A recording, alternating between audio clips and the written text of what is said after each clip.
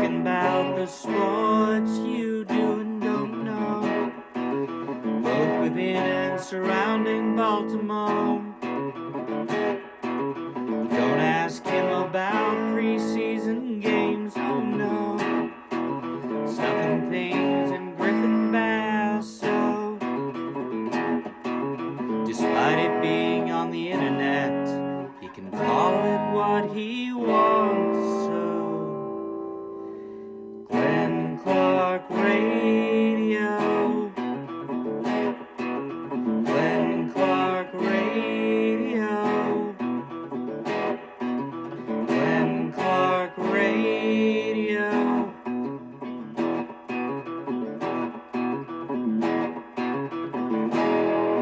Duke sucks.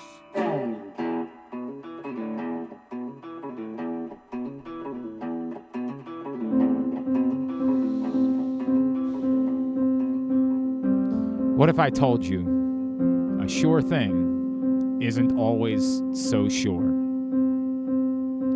That holding a straight flush isn't always a winning hand. That a team that can't lose in September very much can lose in every other month. Coming this spring to ESPN, the story of a boy who had 4 birds in a bush but couldn't get half a bird in a hand. It's 30 for 30 presents 1-800-GAMBLER and helpmygamblingproblem.org. It's official. It's official. Yeah, you nailed it. Griffin missed his bet. Remind me of where they were. Remind me they were. Just want to see that. Just that remind still, me of where they still one more of time. where they were. It was I thought I was one of the sharpest people in the world. Griffin. If you'll remember, about, before the 6 p.m. season, took on a the over on Maryland. 4.5 wins we talked for to Maryland football. We talked to Mike Loxley. And went down, did the show from College Park. Yeah. Griffin was all fired up. Talked to Sid a couple times. He was running around on the field. He was posing for pictures and acting like a deranged schoolboy. Talked to Malik a couple times. Very excited and this is said, Maryland's not. There's money left on the table here. Exactly right. They might win 8. Bowl game for sure. 4 wins in the first 4 weeks. Griffin was actually already spending the money. He actually booked a Caribbean vacation. That was where their bowl was going to be. Yeah, right. I thought it was the Going to Bahamas Bowl. They were up 20-0 over Washington in Game 5, and Griffin said, I got this. I got this. I don't feel silly at all for betting my parents' house on Maryland getting 4.5 wins. But then I was like, well, Washington's a good ball club. Hey, it happens. They'll just turn around and win next week instead. Right. Go ahead and get that 5th win. Well, maybe next week. Against Nebraska. Week. Well, maybe next week. Well, maybe next week. Well, maybe next week. And then I think we're running out of weeks. Maybe next week. And then that son of a bitch, John in Little Rock, sending the text on Saturday night. He jinxed it. In fairness, there was no chance that I was watching Maryland, Michigan State because, my God, there's got to be a better football game to watch. And I guess there was because Auburn, Alabama turned out to be quite good. So I certainly was not watching the game. I wasn't aware that they had fallen behind in the game. I had no idea what was going on. And John in Little Rock said, "Hey, they were behind the whole time. They were down. They were down like 24-7, I think, at one right, point. I just wasn't aware okay. because I wasn't watching the game. And so all of a sudden we see this text from John in Little Rock who says, "Griffin, turn the game back on. Your bet might still hit." I definitely did switch back over Maryland's back in it. And I said, wow. And so for a minute in the car ride, I was at a friend's house. And so the car ride home, I decided to turn Johnny and Steve Suter on. And I was like, oh, man, you know what? They still can't run the ball. They're not aware that you're allowed to do that. But they are semi in this game. They are, a little competitive in this football game. Like maybe there's No,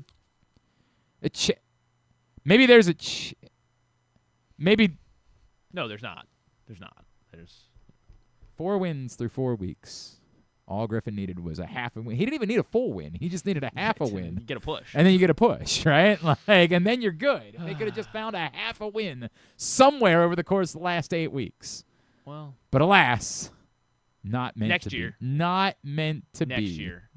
Not Because meant. the market's going to be low on them next year. For That's a great sure. point. They'll probably set the number at Like 2.5. Yeah, 2.5 or 3.5. I don't know. Then They always, it's a sure that's not thing. true. They always win in September. They probably will still set the market. Well, yeah, but the market might just be They so do down always on win them. in September. They'll forget. The market's going to forget that they win. I haven't even looked to see who It's all a they're tough playing. schedule. It is a tough schedule. Oh, good. This year. There's not. I think they only have like one. They don't have FAU, NIU, Towson in the first 3 games. That's for sure. I think it's They've Virginia got Tech. Hampton. There you go. That's right. I'll take the over half win. They do have. They're at UConn. God. It was a good team. Although I don't think that got. I don't think that Jim Mora- 9-year. Jim Mora 9-year left. senior. I didn't know they had one of those. I don't know who's their coach now because Jim Mora went to Colorado State. I don't know who their new coach is going to be. And then they Tanner and Lawson. by the way, also, how bad is it that you have to go to UConn? At least it's in September, I guess. Like how how does that negotiation happen where UConn's like, Well, look, they're coming here next year. we'll Next year, I come would we'll guess. come if you guys are willing to come play us. Wait, did we and- play UConn 2 years ago? And Maryland didn't just say like, no, like we're not going to be doing that. They said, if we don't do this, we might not get another game. We damn well better go ahead and schedule the road trip to UConn because that's really going to help in the fertile recruiting ground of Greenwich. This is the end of the home and home. Yeah, because we played UConn last season, I think, or 2 seasons ago. I don't know. This we talk. It's still we. They just yeah. they just cost you a house. You're still using that we. Well, so I'm not. It's not all bad. It's not all bad because I also had another local sports teams over, and they did hit this past week. Who hit? The Mitts. The Mitts. Oh, you had Over 8.5, that over. Over All 8.5. right. Well, So that- that was look a at big, that. That was a nice Look win at on that. Thanksgiving. There you go. You got that going for you. They're at USC, at Ohio State, at Purdue, at Nebraska in conference play. Home for Illinois, Penn State, Rutgers, UCLA, and Wisconsin. You're gonna talk me into their under, actually.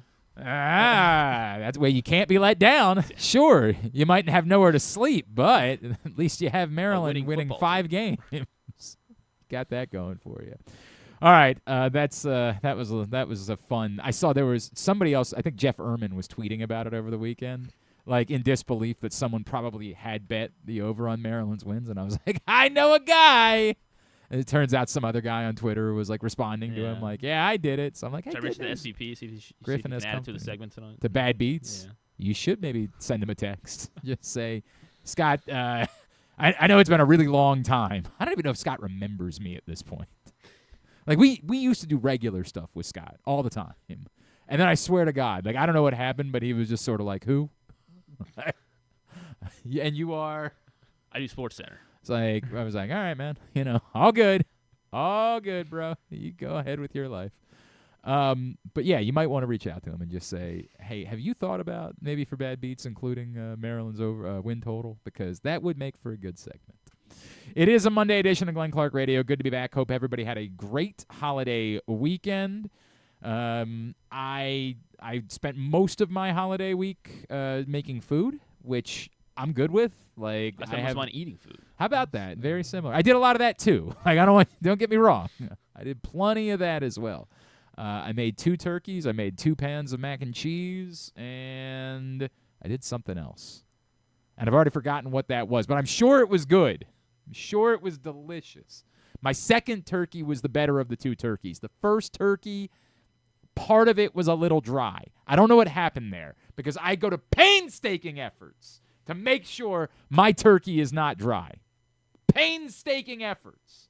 And yet, there were some bites of the turkey that were a little dry, and everybody was telling me how good the turkey was. I didn't want to hear it. Like, you cannot spare me. Spare me that. I had a bite that was dry. That does sound I like threw the fork down and said, that's it. Thanksgiving's ruined. My sons Started knocking said, it I out of swear to people's God, hands. quote, Dad, the turkey's banging, unquote. I said, no. No. This piece is dry. I can't believe you're eating this dog food. And they were like, no, it's really good. And then my sister is all like, this is amazing. Like, I'm so glad you smoked the turkey. I'm like, shut up. There's a dry piece. Thanksgiving's ruined. And this was before the Ravens game, and Thanksgiving was ruined. Like, The Ravens played? So then the turkey that I made on Saturday, like if you think I went to lengths to try to avoid the first turkey Why'd you being make dry, you had two. so I have my mother-in-law's Thanksgiving, then I have my dad's family's Thanksgiving, and then the third one is our Friendsgiving. So there's 3 giving. Okay. Yeah, there's triple the Three giving. givings. Yeah, try giving. And so on Saturday for the Friendsgiving, that one, you think I used Creole butter on the first one. Third time was the charm. My God. There couldn't have been more Creole butter on the second turkey. It was mostly Creole butter. That's basically all I could think. It was delicious, actually. The Saturday turkey was phenomenal. The first, and everybody's like, everybody's trying to tell me the Thursday turkey was good, but like, just spare me. I tasted a dry piece. And then I went back and tried more, and that part wasn't dry, but it doesn't change the fact that some of it was dry. Gotcha. Shameful. I can't believe. I didn't want to show my face, frankly. Next year, I might not even go to Thanksgiving. Like, I don't know. That'd be tough for it you. It just might be the end of it. Like Well, you could bring me some food afterwards. My wife could. Somebody else. In a couple of minutes, our buddy Kyle Goon is going to join us in the Baltimore Banner. We'll talk about the Ravens. Yes, the Orioles have a new closer who was good at some point in his career. Most of his career. But most Not the recently, not good. And I can't figure out what the story is. The world seems to think he was tipping his pitches. Our buddy Zach Moore thinks that it might be something else that was going on with him. And that's one of the difficult parts about discussing Ryan Helsley is that, like, it leads you back to, of course, the Orioles are going with damaged goods. Like, you hate that part because that's what all the internet wants to say is, like, this is what the Orioles do. Oh, a reclamation project instead of getting a real guy, and you want to fight against it, but, like, what is my argument to that? How do I... Yeah, you're right. And, by the way, it might work out. Most of his career, he's been electric.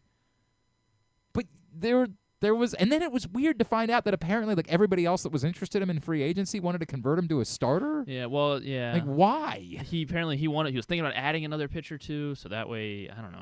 It's very weird, man. Yeah, apparently he, very, very weird.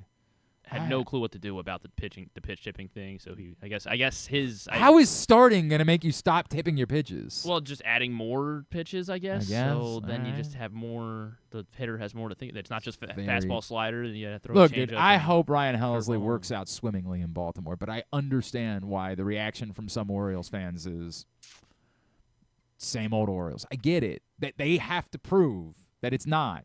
And somebody would say, well, they spent, 2 years, $28 million. Of course, there's also an opt-out. So if it works out, once again, price himself out. It's not a multi-year contract. It's the same thing as Tyler O'Neill. It's only a multi-year contract if the guy's not good. Like, that's the reality. The Orioles aren't giving out multi-year contracts. Or he pitches right to his value. Somehow exactly at what the value is. Then presumably he can get that for like 5 years from somebody else. The only way that he's an Oriole for multi-years is if he's not good enough. I hope it works. I pray that it works. But if the issue is this is insane that the Orioles continue to be terrified of giving out multi-year contracts or really trying to find the best player available, I can't argue with that take. I can't. Because the evidence is what it is until proven otherwise. Before we get any further, we have 2 friends that are in studio with us this morning. They both interned for Pressbox this semester. And we have a tradition where we always invite Pressbox interns to come spend a day with us at the end of the semester. Now, this is proving to be one of the most unique circumstances in which 2 interns have come to join us. And apparently, as soon as we decided to put them on camera, what the hell is going on? I don't know. I don't know what that the hell is. Why don't we fix that really quickly so that is a weird bit, man. I would just go to the sources, flick the camera off, flick the camera back on, and we should be all right. Joining us in studio this morning. What a bizarre day today is. What a weird-ass day. This is what happens when you take 2 days off, is everything goes to hell and stops working. Joseph and Nina, who both interned for Pressbox on the writing side at PressboxOnline.com this semester, and unfortunately had to hear way too much of my voice because they both had to transcribe many interviews that we did throughout the semester and write stories about them. Nina, I will start with you, if you don't mind grabbing that interview. First of all, thank you for coming in. Thank you for inviting us. Thank you for all of your hard work this semester. Thank you. Now let's get to the awkward part. What could be awkward? Oh, you know what? First, hand the microphone to Joseph so we can say hello to Joseph. Howdy. Hi, Joseph. Joseph is from Nina's from Harford County. Joseph's from Laurel. And Joseph, thank you for all your hard work this semester. Sure. Now, Joseph, obviously, when you are working at a place like Pressbox, clearly you end up here because you're a big sports fan, correct? And you're here because you're looking to take a next step in your sports media career. Absolutely. Correct? Yep. How about Nina? You, obviously, massive sports fan, obviously, yep. Definitely. And you, of course, are headed down the path of, I'm sure, sports writing or sports content is probably what you're looking to do. I had a very weird moment where I had not met Nina or Joseph before they came in today. And I'm used to, like, the part of the reason why we host the interns is because the interns want to make connections and want to ask questions about the next step in their career. And, okay, now that we're not doing shtick anymore, Joseph, what are you looking to do with your career? Nature photography. Nature photography. Nat Geo. And Nina? Criminal justice. All right. So let me tell you about the help that I can offer in those departments. Zero. We did that. None. Yeah. Yeah, I mean, I've been a model. Like, I have done a way more modeling than someone that looks at me like me should ever be doing in their life. I, don't forget, have been on the cover of multiple calendars. That's a straight shoot. I think you might have one around there somewhere, but I don't know if it's one of the ones. Do you still have it? Oh, what did you do? What? Oh, you still have it. Yeah, look at that. The Boys of Hamden. Exactly What month were right. you? September, of course. Oh, is what- right. I don't know It's if your that's. birthday. I don't know if that's something that we should have. We might want to. Don't show it. No, I don't think so. Well, I don't think. But now so. people want to see. Yeah, well, you can show the camera, maybe not the interns. Oh, not the intern. Yeah, I don't know. Oh, you look good. I was in a sexy calendar because why wouldn't I be? Why wouldn't I be and Stan. in a sexy? Stan and I were both in a sexy calendar because when it comes time to selling calendars. So I don't really know a lot about photography, but I actually do know quite a bit about modeling. Oddly, I know quite a bit. And when I say multiple, I mean multiple. I've done that many times. Reoccurring thing. Yeah. So if you have any questions about modeling, I could help you with that. But photography, not at all. Can't help in any way. And criminal justice, You were an investigator. Well, the joke would be I've been in jail, so I do have a little bit of insight on that end of the spectrum. But, otherwise, I don't have a whole lot going for me. Joseph, tell me about the pluses, the minuses of being a Pressbox intern. Okay. I would say the pluses are, like, first of all, accessibility. Not having to, like, go somewhere far for a commute. Being to work online, it's nice. It's good. Not having to go far for a commute is what he said was the plus. Is that not, What is that not legitimate? Did you learn anything during the course of the semester? I got, like, kind of more focused on, like, the culture in, like, Maryland sports that Okay. I really hadn't been kind of Because the other bit is they're not sports fans at all. Like, at all. Neither one of them cares at all about sports. So what was something interesting that you learned? I learned that Johnny Holiday used to DJ for the Beatles. That's a fact. That was cool. That's a fact. Not only did he DJ for the Beatles, he was friends with Sly Stone from Sly and the Family Stone. They were close friends when they worked in San Francisco. Johnny Holiday's story is one of the most fascinating stories in the history of broadcasting. Oh, yeah. It is incredible. And obviously has now done 1,500 Maryland men's basketball games, which is amazing. Nina, what about you? What's something from this semester that you learned during your internship? Oh boy. Oh boy. question. Oh boy. Boy, I hope no prospective interns are watching in this moment and questioning whether or not. Like, it's so funny. Well, this could be a great. Luke's got somebody lined up. Luke's got somebody lined up for the winter, and they're like, I think maybe I'm reconsidering. I can keep up sports conversations now. You can keep up sports conversations with previously you could not do. No. You would not. In the moment that it turned, you'd just walk out of the room. And look, I'll give you guys both credit because in reading everything you did, I did not realize you knew nothing about sports. So that's impressive. That's impressive that you were able to do all this throughout the course. And here's one of the things that I would tell you, like, even throughout the course of your career, there's going to be times where you're going to be put into situations that, like, you're not always going to be comfortable or familiar with. Recently, I've been hosting political talk shows for WBAL radio, and I will tell you, I don't always know all of the details of the topic du jour that day, but I study up.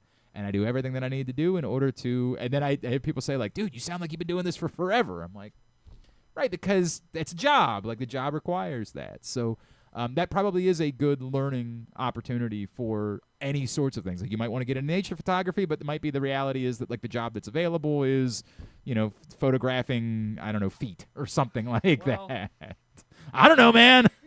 We live in an interesting time. I guess it could be lucrative times. Yeah. That could be the job that's available, and so you roll with it. Like, okay, I'm gonna go learn, and I'll be the best damn feet photographer that's ever existed. There you go. Exactly right, Joseph.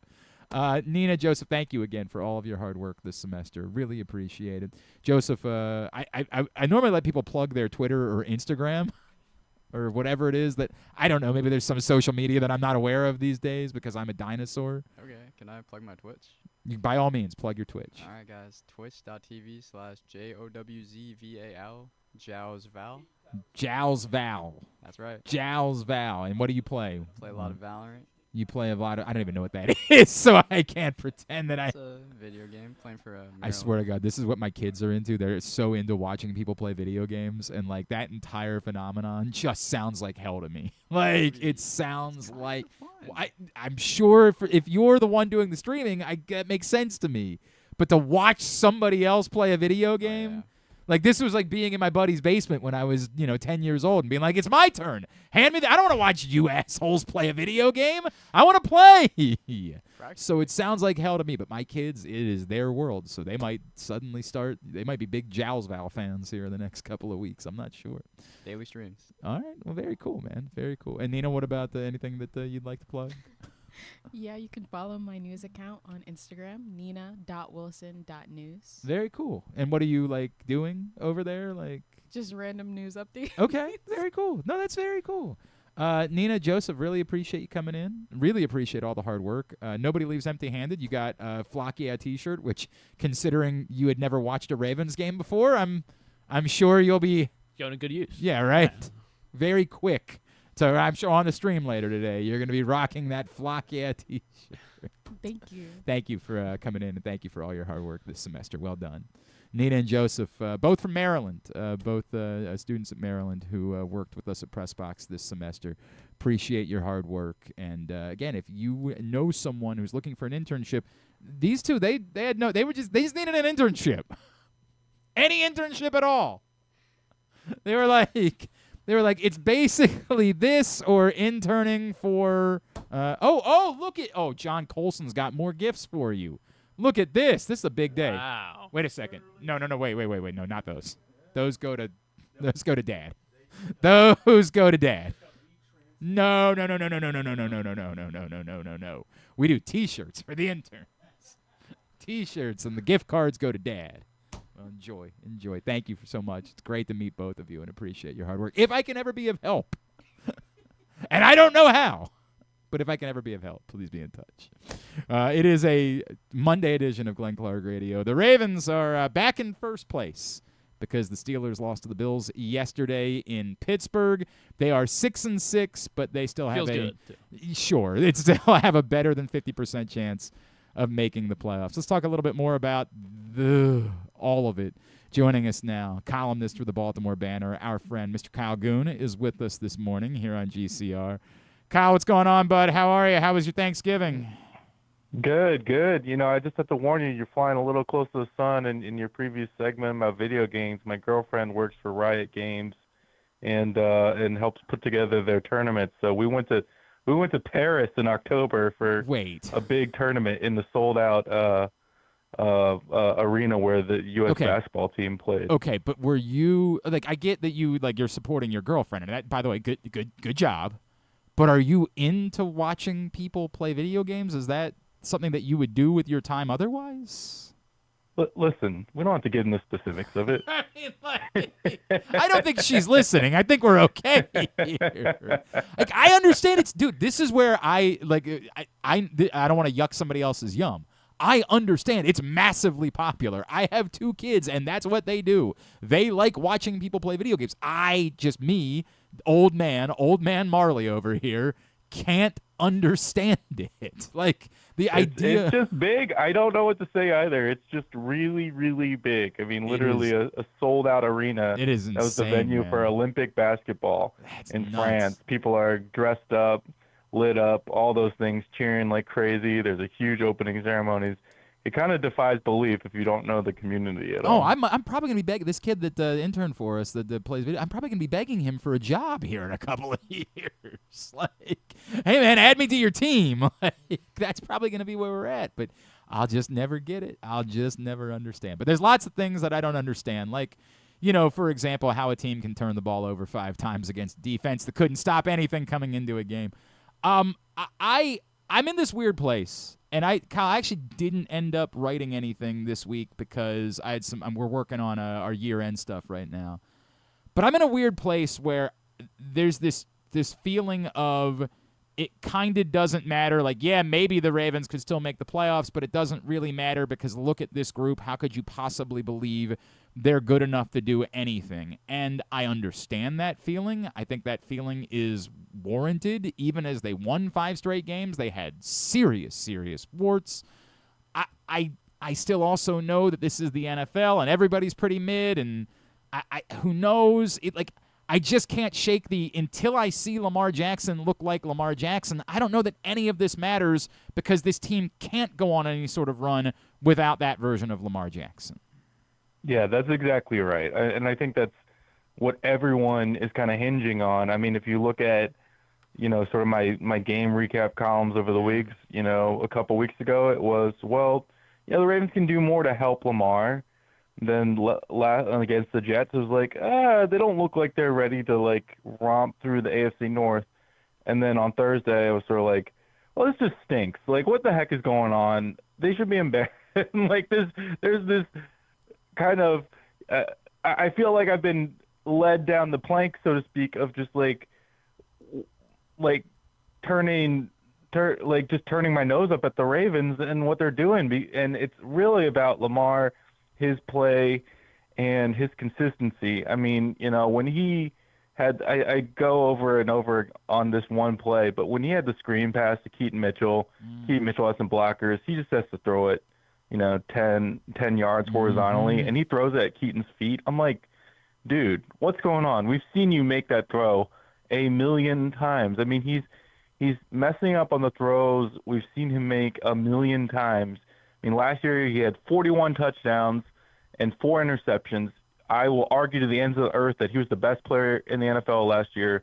And it's just dude, what is going on these last 4 games? And if it's an injury, I wish they would just say it. I wish he would say, I'm just going through some things. I mean, we know, Joe Burrow is coming off his turf toe or whatever. What's going on with Lamar? It's 1 week it's a knee, it's a hamstring, it's a toe, it's an ankle. I don't really buy that. I don't really buy how they're talking about it. I don't really buy how Lamar's talking about it. And the whole thing just feels confusing until they turn it around. I'm with you. I don't believe that this team is going to the playoffs right now. Kyle, I'm in a weird place because I know exactly. I would like honesty, but in a weird way, this is the one area where I understand the dishonesty. Why would anyone ever want to come out and say, "Hey, I'm compromised. You don't have to worry about me as a runner"? But I think that what you're alluding to is sort of what made us all confused on Thursday night. That seemed like the least compromised version of Lamar Jackson that we had seen in some time. The week before, I think the conversation was, he's so limited physically that he's not capable of being himself. The guy that we saw in the first half, it didn't seem like he was physically limited. He seemed to be moving well. This, to me, was way more alarming because it wasn't as simple. Like the Jets game, you saw like the third down play where he has two massive holes in front of him and just will not run, and you're like, all right, this dude just can't run. On Thursday night, he actually was running a little bit and like looked good a couple of times, only for it to be one of the worst performances that we've ever seen from him. Yeah, and it's just the missing throws. Yeah. I don't care what anyone says. I've had a lot of people try to rewrite history to me this week and saying, well, this is who Lamar has always been. Nonsense. He's one of the most precise throwers of the ball in the NFL in the last couple of years. He's been very, very good, but also the trying to kill the throw that resulted in the weird fumble. I didn't understand that one. And I think if you kind of look at what he said versus what the all 24 film was, that doesn't quite match up. He had Zay, I believe. It's just, there's just other weirdness going on here. And I don't know whether, neither you nor I have ever played quarterback in the NFL. I know people are going to be shocked to hear that. So we don't know all the adjustment period it takes to get back some of that. Like, do I trust what I'm seeing? Do I trust what my body's doing? But it's clear to me that mechanically or something to do with how he's reading the field, Lamar just isn't all the way back to where he wants to be. He is Kyle Goon from the Baltimore Banner. He is with us here on GCR. Kyle, you allude to a question that a few people asked me to dig around on this week, and I just as bluntly as I can, I don't have any idea, but I'm leaning towards no. You alluded in a column that maybe it's time for a change, and it's interesting because when the defense was miserable earlier this season, John Harbaugh wasn't getting after Zach Orr. He was getting after Todd Monken. And, the defense wasn't great on Thursday night, but has obviously been better. It's interesting to me that there's felt like there's been a rift between John Harbaugh and Todd Monken, and a lot of people are bringing up the insanity of the number of snaps that Rasheen Ali got on Thursday night, and I guess it was clear that, they just put him in the Justice Hill role of being a pass blocker. I am at the point where I don't understand, the thing at the 2-minute warning, Kyle, I hate because the play was there. It worked. Zay Flowers was in the end zone, should have had a touchdown. That's an insane offensive pass interference call, the whole thing. But I still can't escape how incongruent it is to defer to start a game, to say that we want to get possession on either side of the half, and then out of the 2-minute warning for the play call, instead of saying, hey, look, we've gotten away from Derrick Henry. Let's try to reestablish the run here, use some time, score at the end of the half, not give them the ball back, which is the entire point of deferring to start a game, and instead throwing to the end zone, even though it should have worked.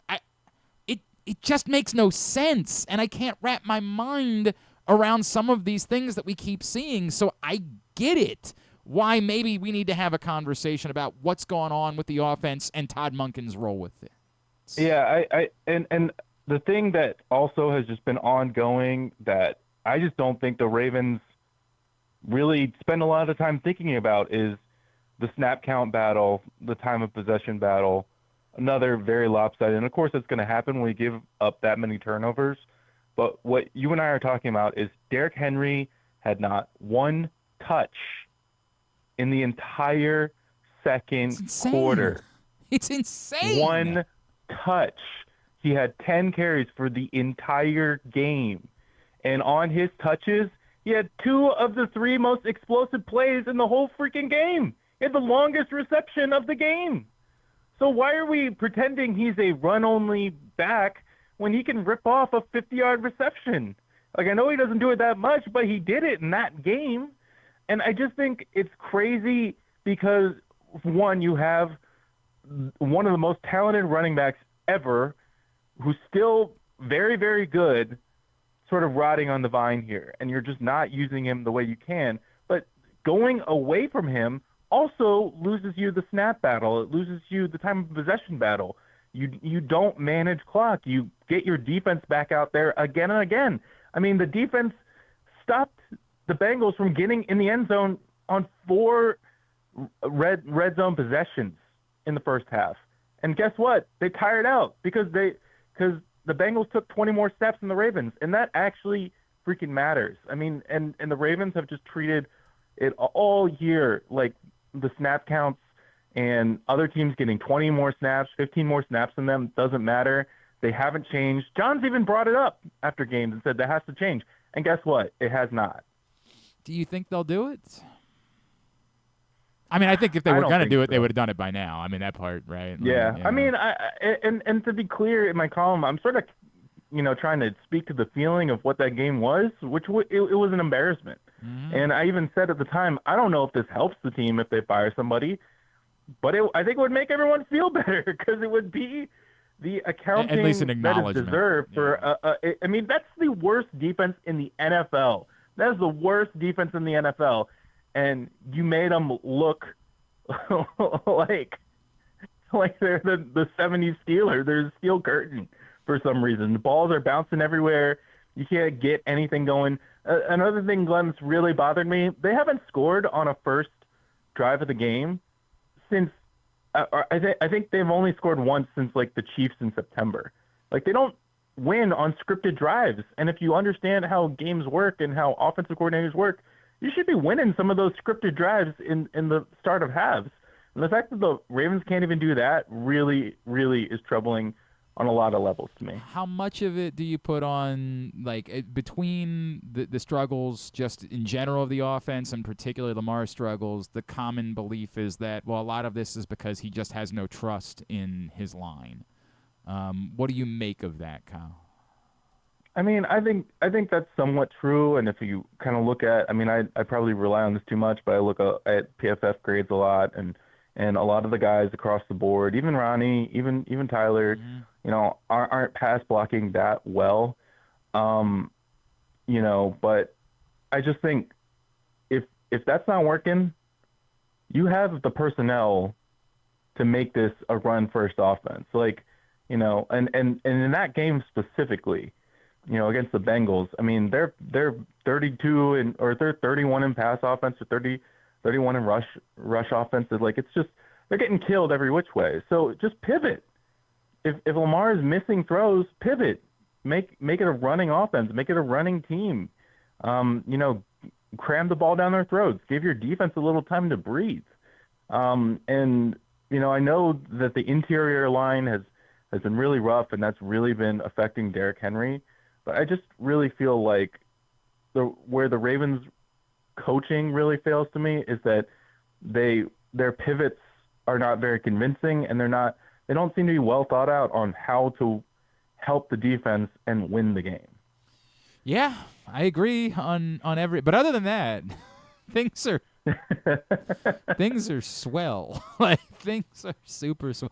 Dude, a lot of the people doing the math right now that are like, is there really an argument the Bengals should be favored to win the division at this point? I'm like, I would understand it. I would understand that argument, just because this team looks irreparably broken, man. It just looks like a group that you can't make any. I will say, I mean, I think the reason I've held out this long from kind of going on the rant that I went on Thanksgiving, Lamar could play well next Sunday. Mm-hmm. Lamar, I mean, he is Lamar Jackson after all yes. the time to last season when Lamar just had a dog of a game in Pittsburgh. I mean, everybody had a dog of a game in Pittsburgh, but they lose that game and they don't even allow a touchdown, and Lamar was bad, and they had many chances to win, and then they go in the bye week, and all of a sudden this whole team is gangbusters, and they roll 4-0 to the end of the season.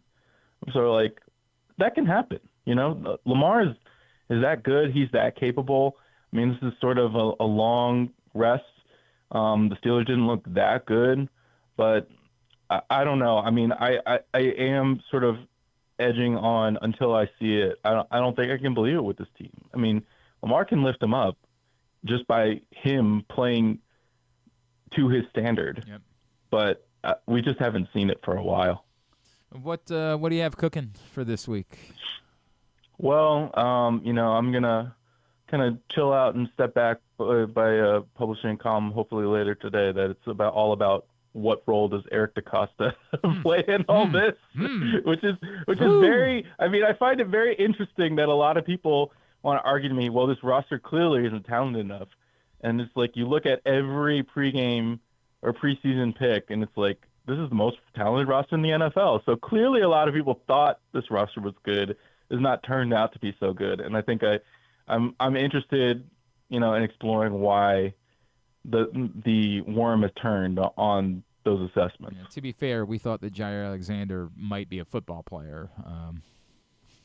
Yeah, at one time, people thought Cooper Rush might be a good backup. Yep, all of the above. All of the above.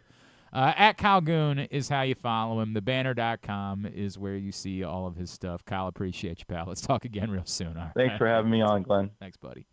Kyle Goon of the Baltimore Banner with us here on GCR.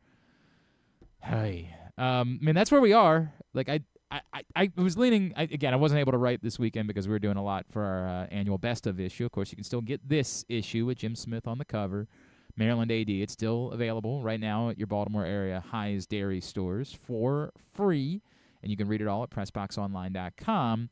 But we're working on our annual Best of issue, which will come out here in a few weeks, and so I just literally spent most of my Sunday after cooking food for 3 days doing that.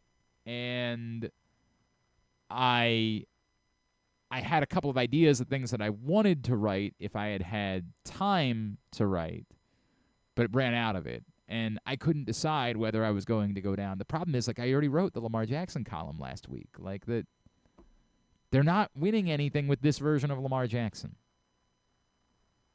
And so we've seen this version of Lamar Jackson for long enough that the answer might just be that they're not winning anything. But what Kyle brings up is fair, which is at any point, he is still Lamar Jackson. It's possible that he shows up this Sunday and looks like Lamar Jackson. But why it would suddenly happen this week when it hasn't happened for the last 3 weeks, I don't have that answer. I had a few people ask me about the Todd Monken thing, and it is a little bit more interesting because John Harbaugh has been so vocal about his frustrations with Todd Monken this season, but I still would be very surprised. It's just so unlike John. The only time it ever happened, you can tell me about, what about 2012, right? That Steve Bisciotti was involved. And maybe Steve Bisciotti was frustrated, but I would think if that was the case, it would have happened by now. I don't think that's something they would do on a Monday when they played on a Thursday. Could it still happen if, say, they were to look terrible offensively this week? I guess that's still possible, but it's just so un-John Harbaugh-like that until it happens, I'm going to assume it won't. Orioles have a new closer, Ryan Helsley. Cannot figure out what to make of the guy. Our buddy Zach Moore, Pigtown Sports, former Orioles minor leaguer, is going to join us next to try to help us figure out what the Orioles are getting in their new closer. That's next, Glenn Clark Radio.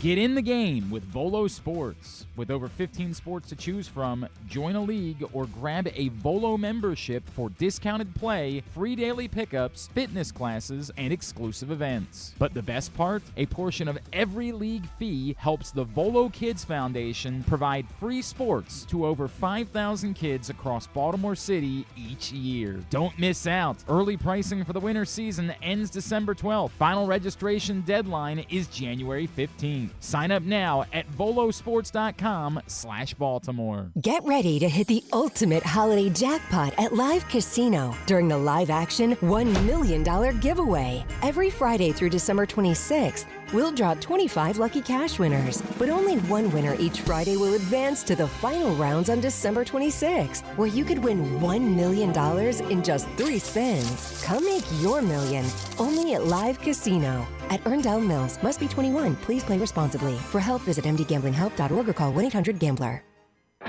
Feeling sluggish, unfocused, or not like yourself? It could be low testosterone. At Game Day Men's Health, we specialize in testosterone replacement therapy to help men boost energy, improve mood, and regain confidence. Our treatments, including testosterone cypionate, are safe, natural, and tailored to fit your lifestyle with weekly injections or pellet therapy. Get started today with a free testosterone test and feel the difference. GameDayMen'sHealth.com. Game Day Men's Health, where men reclaim their game.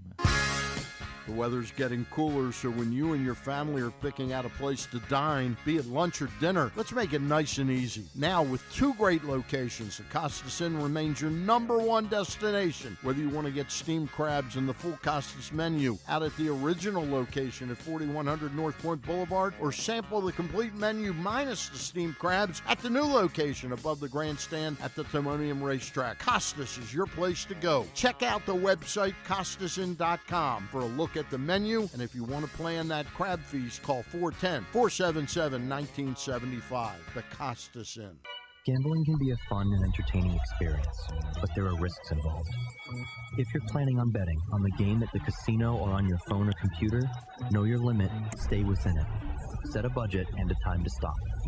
Remember, gambling isn't a financial solution, and it doesn't mix well with alcohol or drugs. Know the risks and have a plan before you begin gambling. For free and confidential services, call 1-800-GAMBLER 24/7 or go to helpmygamblingproblem.org.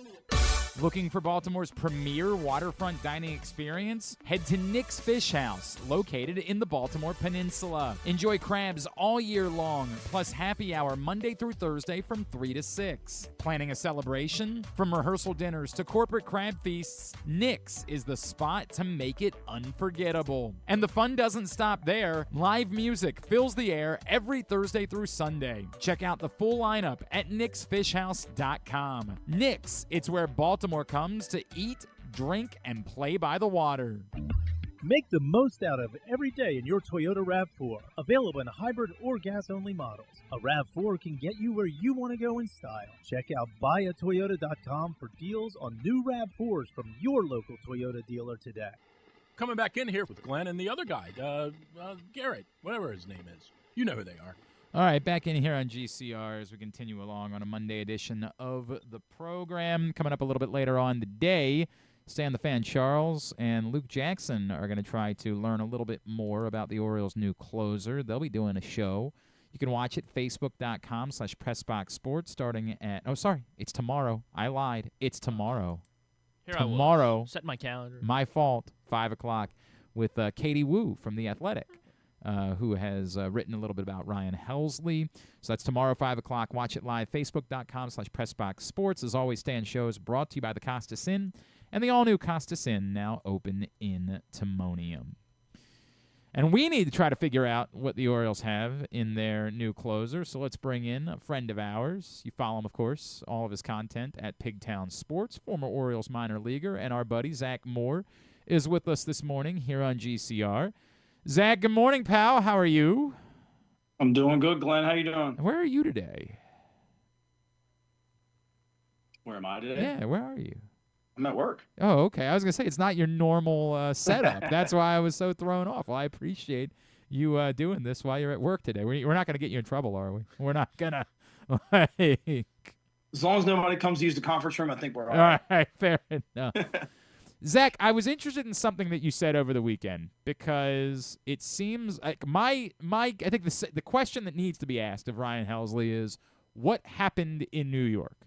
Because until New York, everything was great. Remember, in 2024, we were banging the drum for Ryan Helsley to be the player the Orioles acquired at the trade deadline when we thought they needed a second closer, right? When we thought they needed to have multiple closers. What happened in New York, everyone seems to be chalking up to pitch tipping. You suggested that might not be the whole of the story.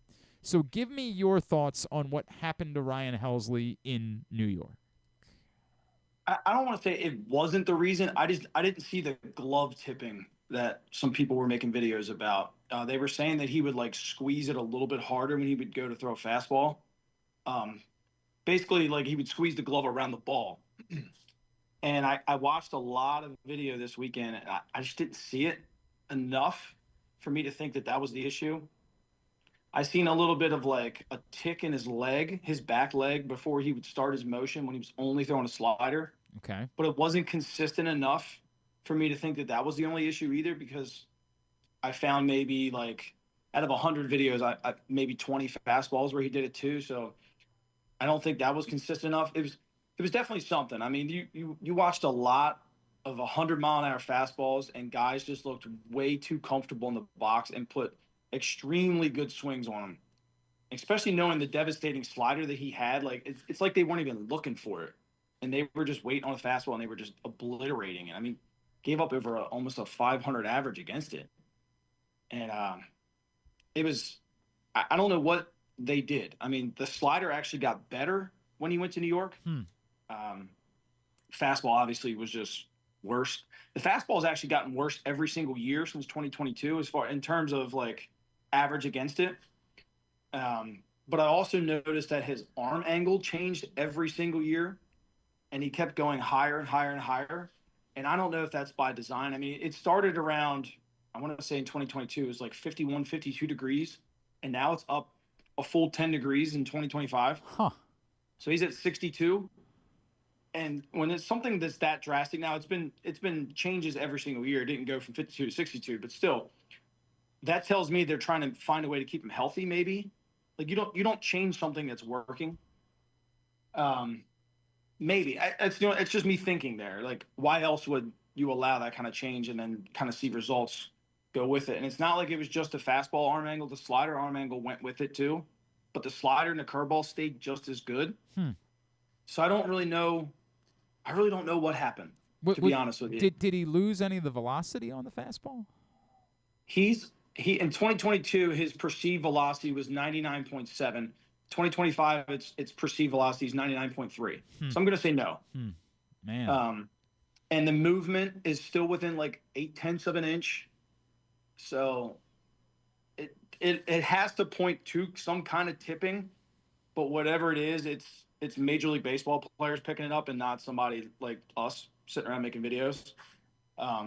They definitely see something. I mean, they get real time. They get right back to the iPads right in the dugout, and they can look it right up. So I know this is going to sound like a joke, but like, is it as simple as go sign one of the players that was clearly having success that's a free agent and just ask him what the hell was going on with the tipping of the pitches so that we can get this fixed? I'm honestly hoping that Dustin Lin can provide some of that. Yeah. Because Philly actually lit him up quite often. Okay. I think he played 3 times. And I think 2 of the home runs that he'd give up in New York were against Philly. So maybe he could provide that to us. And maybe there's conversations happened internally. But for the most part, I'm pretty confident Drew French should be able to kind of figure it out. Drew's always kind of brought in guys, and I've noticed that he's gone back to things where they've had success in the past. So I don't want him to go back to a 52-degree arm angle, so to say, because if it is for injury reasons, but if you get him back to a 57, he was at a 58 in 2024. So it's not like you have to make that big of adjustment to get back to where he was. If that is the reason, I don't know. But I'm pretty confident Drew French is going to have something up his sleeve to kind of hone that fastball back to where it used to be. Zach, it sounds like what you're saying is that if you can correct whatever the pitch tipping issue is, then you are of the belief that like he can still be that version of Ryan Helsley. And if that's the case, then obviously this looks like a really good move for the Orioles. Does it really just come down to that? Like, you have to solve the pitch tipping thing. If you do, you've got a dude. It's either the pitch tipping or the fastball. Excuse me. One of the two. If you fix the fastball, if it is the pitch tipping, then so be it. If not, just maybe don't throw a four seam anymore. Maybe teach him a sinker, or he started to throw a cutter last year and it was okay. Definitely wasn't as bad as the fastball. Maybe kind of lean on that. It's just got to get a little bit more movement. The biggest thing is just trying to get these hitters not to be so comfortable in the box. And I started looking at like zones. In like 2024, he actually sat in the heart of the plate a lot, but was still effective. But he got hit harder this year around the shadow zones and the chase zones, which was you got to be you have to know what's coming at that point. If you can sit on the ball, and I think I looked it up. righties that pulled the ball against him in New York were 7 for 10. If they pulled it in the air, they were 7 for 10. And I looked at the zones, and I mean, they weren't like middle of the plate, which you would think. Like, they were on the inside corner of the plate, and they were turning on 100. So, like, and that's not easy to do. I'll be the first one to tell you that. I obviously couldn't do it. Even for a big leaguer, it's still not easy, and they made it look really easy. So I'm leaning towards it was something with the pitch tipping. I just don't know if it was the glove, so to say. But I think it's definitely fixable, I think. The slider is still elite. I posted something not too long ago. His sliders were pretty much any metric that you could look at. It was top 10 in baseball for a relief pitcher that had a minimum of 200 pitches between the 8th and 9th inning last year. Curveball was still really, really good. So it's not like we just paid $14 million for a guy who just got absolutely obliterated, right? It was just one pitch. If you could fix that one pitch, I think this is a really good deal for the Orioles. He is Zach Moore. Of course, you follow him at Pigtown Sports. He's with us here on GCR. Zach, explain to me why it is that other teams would have wanted him to convert to being a starter this offseason. Like, what would the benefit of that have been, and why would the Orioles say no? We don't think that makes sense. We think that you can still be a high level closer. I didn't really understand it so much myself. I mean, I in a way I could maybe see it because he was starting to throw the cutter, which gave him a fourth pitch. You know, he's got a slider, curveball, started with the cutter. If you could teach him a changeup, he's thrown, I think, like 1% changeups in the last 2 years or something. He can throw it. He actually hasn't given up a hit against him. So maybe you could say he has 5 pitches, which is pretty good for a starter. I could see that route maybe on top of still, throwing 99 miles an hour. I don't think he would throw 99 as a starter, but if he was a guy that could build himself up and go multiple innings, kind of like I forget the guy last year from the Mets that did it. Yeah. Oh God. Yeah, and he had was it Holmes? Clay Holmes. Yeah. Yep. Yeah, decent success. I don't see the value out of it. I mean, this is a guy that's saved a lot of games in this league. I wouldn't take him out of that role. If you were the Orioles, would you be prioritizing trying to land another, like an insurance policy here? Someone who is a more dedicated, like, we're going to have an 8th inning guy that could be our backup plan if this doesn't work out. I mean, again, this is a 2-year deal, but it's really only a 2-year deal if it doesn't work, right? Like, if it works, then it's a 1-year deal because he's going to opt out and get a better deal this next offseason. Would you be inclined to say, yeah, you got your closer, but you need to make sure you have someone else who can be your closer so that if this pitch tipping thing continues a month into the season, you're not just experimenting with, well, let's throw so-and-so in there. Yeah, I mean, you got to find somebody who gets him the ball first. I don't think – could you use Wells again? I mean, not Wells. Kittredge again in the 8th. They had that battery back and forth in St. Louis in 24, and they were very effective doing it together. You could. I would love to have, like you said, another. I wouldn't even call it an insurance policy. I would go in there with the confidence that Helsley's going to figure it out, but still have somebody better than Kittredge. Alvarez is coming from Cleveland, where when they had the 7th inning, they knew the game was basically over unless something freak happened. Their back end of their bullpen was extremely strong, and I think Craig's probably going to ask for the same thing. So if you brought in another, like, we'll say like Luke Weaver or something like that, the biggest thing is you want talent and competition in that back end. So if you went into it where you had like Tyler Wells, Kittredge, Luke Weaver, and Ryan Helsley available in the 7th, 8th, and 9th inning, you had 4 of those guys to use. I think you would feel pretty comfortable with that. Now, right now, if you had, we'll say like Dietrich Enns, Cano, Kittredge, Helsley, are you feeling as confident? Oh, no. Exactly. Yeah. So I would say I would prioritize a starter first. Yep. But I would still go out. Taylor Rogers is pretty good. Luke Weaver's pretty good. Could Tyler Wells move into that role? He very well could. Yeah, I think his personality. Zach, most of us seem to think that's ultimately where he should be, and I don't it is the easy argument for how they used him last year is they just needed to get him innings, right? Like, don't read anything into it. They just needed him to pitch as many innings as he could, and so using him as a starter made sense. Yep. But it also feels like they are – I mean, this is DL Hall, right? Like, it's felt like they have been inclined to ride it out for as long as they possibly can with someone as a starter instead of saying, we think we can solve the problem by moving them to the bullpen – because that would require you to, like, spend real money to go get a starter instead. Yeah, it's harder to find a starting pitcher. So if a guy can click, they're going to go that route. They did the same thing with Zach Britton. I mean, they waited almost until the very end to make that move for him. Obviously with a different, leadership structure in place at the time. Yeah. Yeah, so, I mean, they're going to try to get as many starters that they can. It's usually easier to find bullpen arms.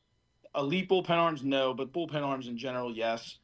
When you look around the league, most teams are just shelling out one-year deals to a bunch of guys that you kind of never heard of before, but they come out and they throw 98, 99 mile an hour all the time, especially in the playoffs. So, I mean, it's not often that you really have a bullpen full of guys that you really know their names of because they move around so often. But I do think Helsley stays here for 2 years, even though it is a player option year. I looked it up. Only 15 guys have signed for over $14 million a year since 2015, and I think only 10 of them have been more than 2 years. Now, obviously, they've been like the elites. Edwin Diaz, Kenley Jansen's had it like 3 times. Mark Melancon, Josh Hader. So even if he saved 40 this year, is he gonna break 14 next year? Maybe, but like if he really enjoyed his time, like why would he opt out? Right. Well, I mean, it becomes a complicated conversation about where Felix Bautista is and, if they still would be willing to give him an opportunity to be the closer because he never really lost the job. It does become complicated. I get it. And is there a world where maybe he's not breaking 14, but he can get 3 and 42 from someone else and that's more desirable than 1 and 14? I don't know, right? Like, I guess to your point, it doesn't have to be a miserable failure in order for him to opt in. But, if he's a game changer, if he's the best version of Ryan Helsley this season, then presumably there is something more on the table for him at the end of the year. We'll find out. As far as remembering this is the Orioles, what do you think makes the most sense for them to attack trying to land 2 starting pitchers? Like, within the practicality of what the Orioles are going to do, that, like, I still do not believe it's going to be Framber Valdez, no matter how many times someone reminds me of Mike Elias' history in Houston. What would, to you, be the logical way that this team could attack landing 2 starting pitchers? Definitely 1 in free agency and 1 via the trade. There's some pretty good arms available via the trade if they want to let go of guys. Is it worth would it be worth spending Kobe Mayo plus to get Pablo Lopez?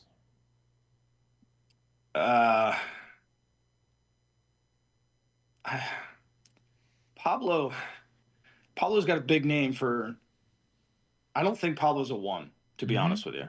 I would consider him maybe like a low end 2, likely more a 3. Like, do you want to give up Mayo for a 3? Or do you want to maybe build a better package for something a little bit better than that? But okay, so let's just say, what would the package be that you could build for a Joe Ryan instead, right? Like, Joe Ryan, who is much more cost-controlled for the Twins, so, like, they don't like the idea of saving money, that you would probably still need to blow them away. What could the Orioles do that would be worth a Joe Ryan? You're going to have to give up one of your top-end arms, whether that be Ferret or Gibson, Levi Wells, Boston Bateman, maybe even 2 of them. Maybe not that high, but like we'll say like a Michael Ferret and Luis De Leon or something like that, along with somebody else who's pretty good high up in the system, and then like at the back end of it, like a 4-player trade in the back end would be like Creed Willems or something like that, who's maybe not in the top 30, but is still considered a pretty good player. It's going to take a lot. I mean, we heard rumors that the Twins were asking for Roman Anthony last year at the deadline from Boston. So I don't think they're going to just be like, oh yeah, we'll take Kobe Mayo and 1 or 2 other guys. Like it would be pretty significant. But that's That's the price you're going to have to pay. Alcantara is going to be the same way. And Miami, to my opinion, doesn't look like a team that wants to trade away Cabrera and Alcantara unless they're blown away. Like they're out there looking to sign guys. They're looking to compete. So I don't think they're going to be a pushover for a trade either. Not that really anybody should be, but they're going to have to get creative in the trade market if they want 2 starters that are quality, in my opinion. Could you sign 2 starters at a free agency? Sure. But it would be like Aaron Savali would be like maybe your second starter that you would sign or something like that. Not that he's bad, but like you feel like you could get somebody better in the trade market than you could as Aaron Savali. I do think they need to push their chips in for Framber if they want to really make a run at this. I mean, when you look around at the top teams in the AL, they all have a really dominant lefty at the top of their rotation. I'm not saying that Trevor Rogers is bad by any means, but is he in the same conversation with some of those other guys? And is he better than Framber? I don't think so. So go find somebody that I do think Kyle Bradish is still one of the best in the AL, but coming off his injury, like how much can you really push him? The thing with Framber is he can go deep into games a lot. I think when I pulled the numbers, 78% of his starts go into the 6th inning. So that's takes a load off your bullpen. So he's the guy that checks an enormous amount of boxes for this team. Look, man, I'd be very much in favor, Zach. I just will believe it. When I always thought the highest end of swimming in free agency might be Michael King. And even that to me still like is a bit of a I'll believe it when I see it. I just will never. And like considering the price the Blue Jays just paid for Dylan Cease, right? Like who wasn't even very good last year. And I get it, he's still Dylan Cease. Like I would have taken him, don't get me wrong. What does that make Framber Valdez's price?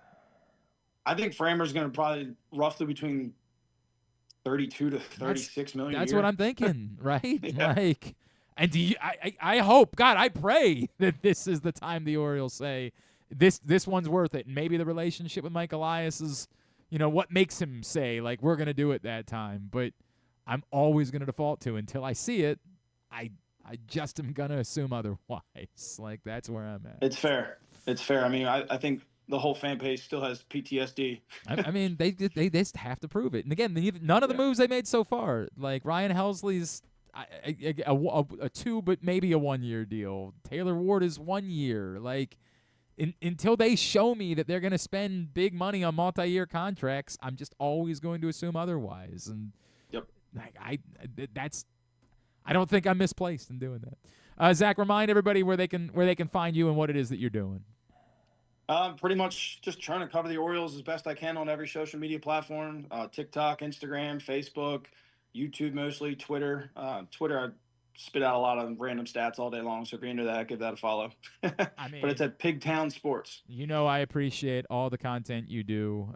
Zach is an outstanding follow. Make sure you're checking him out. Zach, always appreciate you, buddy. Let's talk again real soon. Thanks for hopping on with us today. Sounds good. Thanks, guys. Zach Moore, former Orioles minor leaguer, Mr. Pigtown Sports, and some good insight there about what it is the Orioles are dealing with Ryan Helsley. Hopefully. But I keep coming back to it. They've earned this reputation. That's not on me. That's on them. Like when I say I understand why some of you feel like this is who the Orioles are. They're going with damaged goods. It might work out. It might. Zach seems to be kind of high on it, like that this is fixable.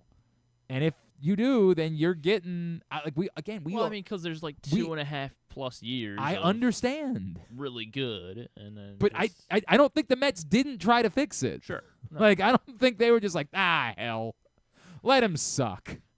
And that's the part. Like, why would the Orioles be able to fix something the Mets couldn't? I don't know. But to be fair, we all thought Trevor Rogers was a wash. Or washed. And that wasn't the case. Could it happen? Absolutely it could happen. And if it does, Ryan Helsley has been really good. But you would certainly rather you came into the offseason hoping that the Orioles were going with sure things. And they've instead gone with, like, Okay. It's too high high volatility moves where I mean he could save 50 games maybe, and or Taylor Ward could hit 40 home runs or or maybe or Taylor he blows 10 Ward's, saves and Taylor Ward hits 20 home runs. Yeah, and is a 230 hitter, right? He could be a 230 hitter and still hit 50. If he's a 230 hitter and hits 40 plus home runs, then it's fine. But if he's a 20 home run hitter, he needs to hit better than 230. It's got to be one or the other. Either you're 230 and you're hitting 40 home runs, or you're hitting 20 home runs, but you're hitting 275, right?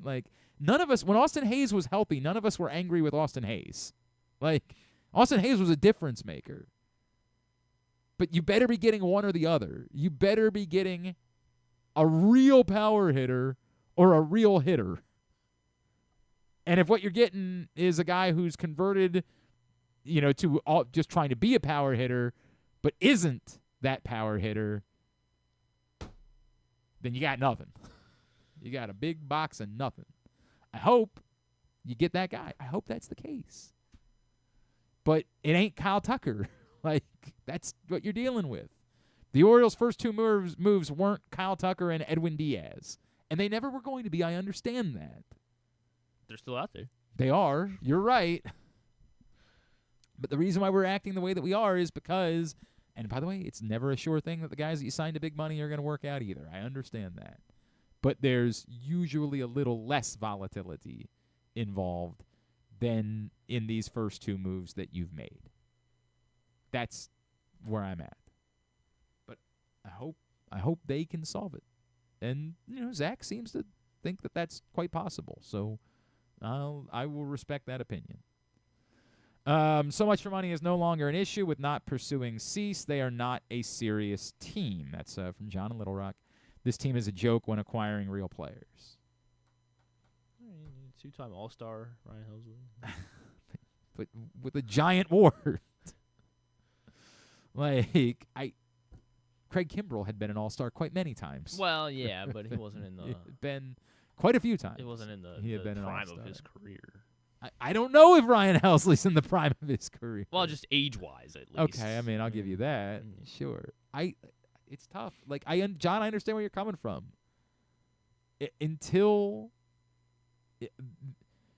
They would either have to show a proven track record of a number of times making it work with someone who had a wart. To this point, the best example of that they have is, Trevor Rogers, and it didn't work until a year later. Right. And they don't have a year to figure out. There won't be baseball played in 20. Right, great point. They don't have a year to figure out Ryan Helsley. They need a closer now. On day one, they need a closer. So they don't have time to send him to the minors. I don't even think that's an option. Or to do whatever they need to do in a lab in order to figure out Ryan Helsley. Ryan Helsley has to work on opening day. So until they show that they have a track record of guys that are imperfect get figured out in Baltimore, then we are going to react the way that we do. Which doesn't mean this one won't work. It might very well. Griffin, I can tell, really wants it to, and so he keeps pointing out the success that Ryan Helsley's had, and he's right. Ryan Helsley, other than the New York thing, if the Orioles made this signing a year ago... Maybe he needs to be a back-end guy? Is that potentially also? It's just some psychological, I think I read somewhere that he had said, I want to be a ninth-inning guy. I don't know. But how does that answer the pitch tipping thing? No. Why would you tip your pitches in the 7th but not in the 9th? I just can't make it make sense. Well, yeah, I know. And I get Zach's point is yes, it might be pitch tipping. There might also just be a mechanical issue with how he's throwing his fastball. Okay. Again, I would think that the Mets would have tried to fix that. Somebody, Eli Ben Perrott, who we had on, I don't remember who he came on with us to talk about. He had written a lengthy story about somebody, and we had him on from Baseball Prospectus, I believe, or was he at Fangraphs maybe? Yeah, you might be right about that. Do I have that right? Eli Ben Perrott is... He is Baseball America. Baseball Sorry. America. And I don't remember why. We're right around it. Yeah, we kept naming websites. And we had him on to talk about someone. Who did we have him on to discuss? He read a lengthy piece about somebody that was relevant, probably an Oriole. If I had to guess, I don't know why we had him on to talk about a Mariner. Red Sox, yeah, maybe. I'm trying to find out when he posted. I'll get back to you. He posted, Ryan Helsley from 2022 to early 2024 was able to maintain plus shape on his fastball. If you squint, he regained that shape at the end of the season with the Mets. We're talking about Samuel Basallo with Eli. That's who it was. Very clear that most of the value on his fastball comes from the velocity. And he posts a graphic about pitch smoke, right? Like, which is related to velocity.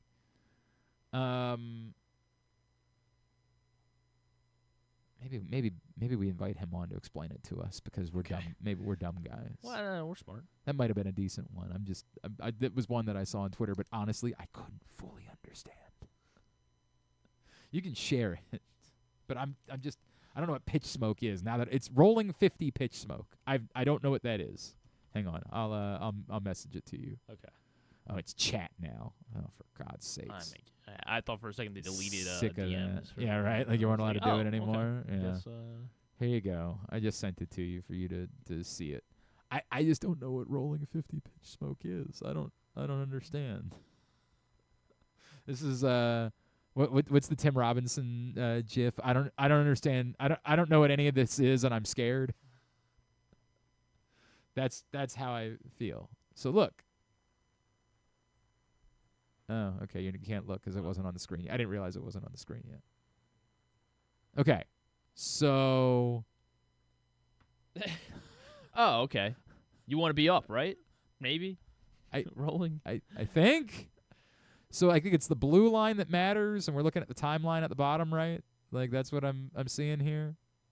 From 2022 to this is the dumbest segment anyone's ever done. He was able where to you're trying to decipher fastball. If you squint, he regained that shape at the end of the season. In September. I don't know, man. I don't know. I don't know. We're gonna have to ask him to explain. So 50 saves. Sure. That's idiots trying to figure out what this means. We have no idea. God. All right, let's do 5 plays.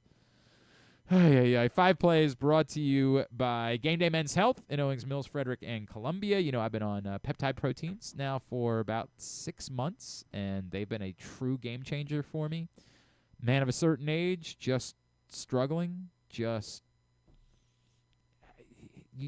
changing. You're not the same as you were in your 20s. And for me, I just was constantly feeling sluggish, feeling run down. And I couldn't explain it. I thought it might be low T. Went and saw him at Game Day Men's Health. Got a free testosterone test. They said, nope, that's not the problem. I said, welp, I guess I'm just going to suffer then. They said, no, we've got a solution for you. And peptide proteins have been legitimately game-changing. I just wake up in the morning and feel better. Like I don't go through the production. I just wake up and get going. And for you, it might be that you are low T, and they've got a treatment plan available for you. You might be dealing with performance issues in the bedroom. They've got a treatment plan available for you. You might be dealing with stubborn belly fat, just won't come off. They got a treatment plan for you at Game Day Men's Health. GameDayMen'sHealth.com is the website. You can give them a call in Owings Mills, 443-264-4454. Columbia, 443-266-3505, or Frederick, 240-931-3717. We weren't here on Friday, but we did digitally our slaps to the helmet. You can go find them at glennclarkradio.com. Spoiler alert, I won again. Sure. And now let's do 5 plays, even though the game happened a week ago. Sure, why not? My number 5 was the touchdown to Hudson. Okay. In the third quarter. Remember, the Ravens had still not given up a touchdown in the red zone. They had still held the Bengals. They had still the bend but don't break thing still worked. And if they had, this was third down. It was 3rd and 9, in fact. if they had just held on one more play, it's still a one-possession game at that point at 15-7 if they kick the field goal. So you might know the Ravens, did go down and score a touchdown on the next drive. So who knows what the story is at this point. But this, which was a spectacular play, like you got to give. I guess Ken that's Hudson why I didn't include it then. all the credit in the I world. Felt like it was more of a play about the Bengals. Than, I mean, there can be a play about the Bengals too. Yeah. I mean, like it can. It was a great play, but it changed. Now they were down 2 possessions, and they were chasing for the rest of the game, and they got out. I say they got out of it. Ironically, that was when they went back to Derrick Henry. Of all of the damnedest in the second quarter, Derrick Henry's not allowed to play. They had to put him down. But then in the third quarter, they fell behind by 2 scores. Suddenly they were like, yeah, everybody thinks we're not going to use Derrick Henry. Now we go back to him. So bizarre. But anyway, that was my number 5. My number 5 was the first Lamar Jackson fumble. Yeah, it was much higher on my list. I understand the argument. We'll deal with it. I don't know. I understand the argument. I felt weird about I feel like anything could have been. The argument really is anywhere. that the Bengals didn't capitalize. That Yes. They went 4 and out. But the field position, the Ravens never got out of that hole. I agree. They never got out of the hole, and they started panicking. I think I just felt because it was so early that it was still. I understand, time. but and they never gave up the lead in telling the story. In telling the story, the panic. Yeah. Like this is the thing that we've talked about for years. The Ravens, where when things are going well, they're the best team in football. They're unbeatable. But when things go slightly awry, all of a sudden, it just becomes disastrous. And that's why it's number 2 on my list. Wow. Okay. I mean, yeah. I feel like hindsight is almost a theme with some of mine here, but it is so simple. It's like you're dropping back to pass here. This is Emory Jones's first series as an NFL player as well. And ironically, it wasn't like this play had anything to really do with him. It was Falele and Rosengarten got blasted off the line. Right back into Lamar Jackson. And Lamar ran back into trouble on this play. Yeah. I mean, it was just there were so many horrible plays. This was one that I felt like. I mean, obviously we both felt it had to be highlighted. I guess I didn't have quite as high as you did, but yeah, I guess that's just since they did get a defensive stand there, I didn't have it quite as high, but they did never earn that field position back, as you said. My number 4 was the second fumble. Yeah, that was mine as well. The second fumble was the one late in the first half. The Bengals had given the ball back to the Ravens. It's still only a 9-7 game. There's still 36 seconds left. Just go down and get some points, and then despite all of the disaster of the first half, you have a lead. Right. You have a lead. And everybody can turn the temperature down. Yes, it's been a mess. It's been really silly, but you got yourself a nice 10-9 lead going to the half, and all's well. You're getting the ball to start the second half. Nothing to worry about. And this play was just all about Lamar. Yeah. Like this was just. It's just he decides halfway through throwing the ball that he doesn't want to throw the ball, and I either forgets that there's no tuck rule or just thinks he can get away with it, or it slipped out of his hands. Or the ball just fell out of. I don't know the way that he was so confident and so comfortable. Like, nah. Well, I think that's what you do when you make a mistake. Like you're just like, no, I didn't grab him, or I didn't, whatever. Like I think that's just kind of the way that you try to play it off. And yeah, I don't know. He did it so quickly that like it sort of felt to me like he almost purposely like, dude, I knew I was getting away with this one. Grounded it. Yeah. That's my number 4. Yeah. That was my number 4 as well. Yeah. The other thing. No, come in here. Come in here. Or even just come in. Come on. Ready? Run the ball. Here. Happy birthday to you. Happy birthday to you. Happy birthday, dear Leah. Happy birthday to you. Leah, who runs our office. It's her birthday today. Love you. Happy birthday, Leah. Love you. Have a good day. She's headed out for the day. My number 3 is what it's funny because in my rule I can't include the pass interference play, right? Because it's not really a play. It's sort of the opposite of that. Like it's a questionable call. It's at least a questionable call. It's probably a terrible call. But the way that I do it is like these are supposed to be plays, not calls.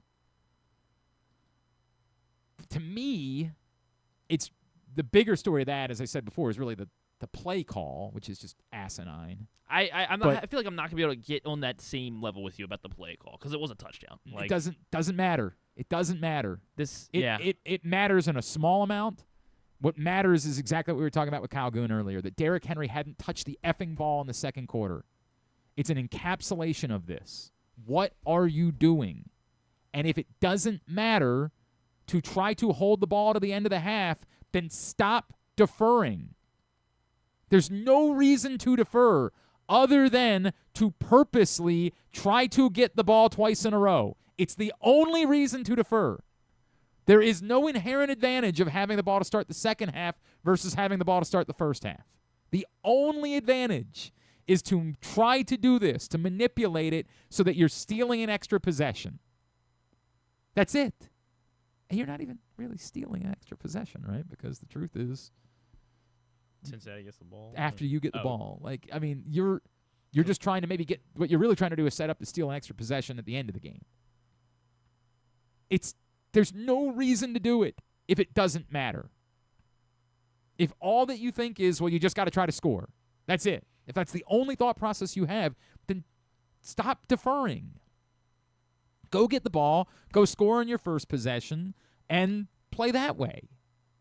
But it is supposed to matter.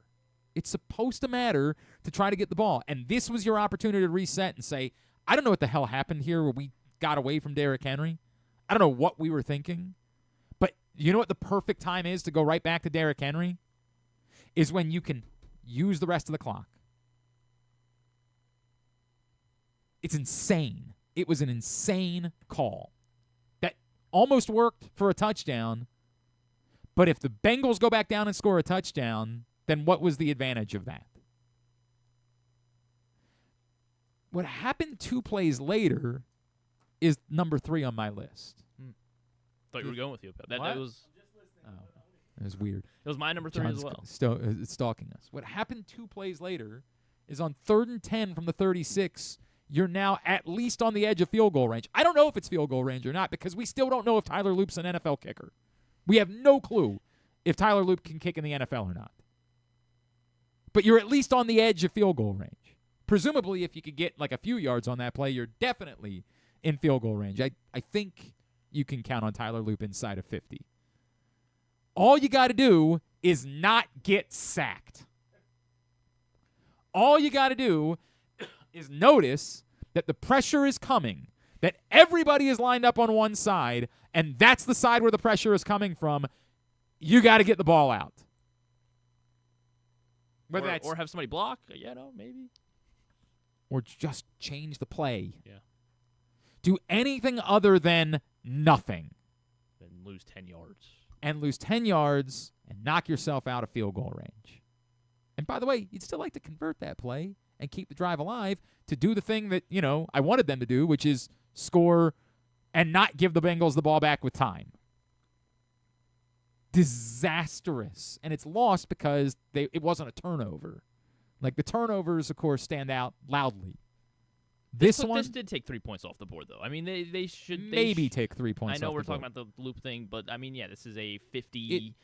If you run the ball even here, but you're not going to do that. You're not going to run a play where you're not going to get. So that's what I'm realizing now. Here is, do we need to completely change the psyche of this offense? That they are no longer a team that can put up 40 points. No, you're not. You're never going to get to a place where you just. Well, going back to the fumble at the inside their own 10. Like, do they realize? Hold on, we actually have a good punter, and we can completely flip the field position here. Don't put ourselves in a dangerous spot. You're going to lose your locker room the moment you just start playing give up football.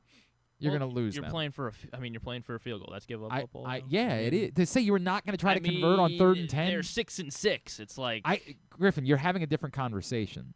If you go to Lamar Jackson in the off, unless Lamar Jackson has told you, dude, I'm so compromised I can't play. You're going to a group of highly paid football players and saying, we have so little trust in you to execute a play that we have been working on, that we have been practicing, that we're not going to let you do it.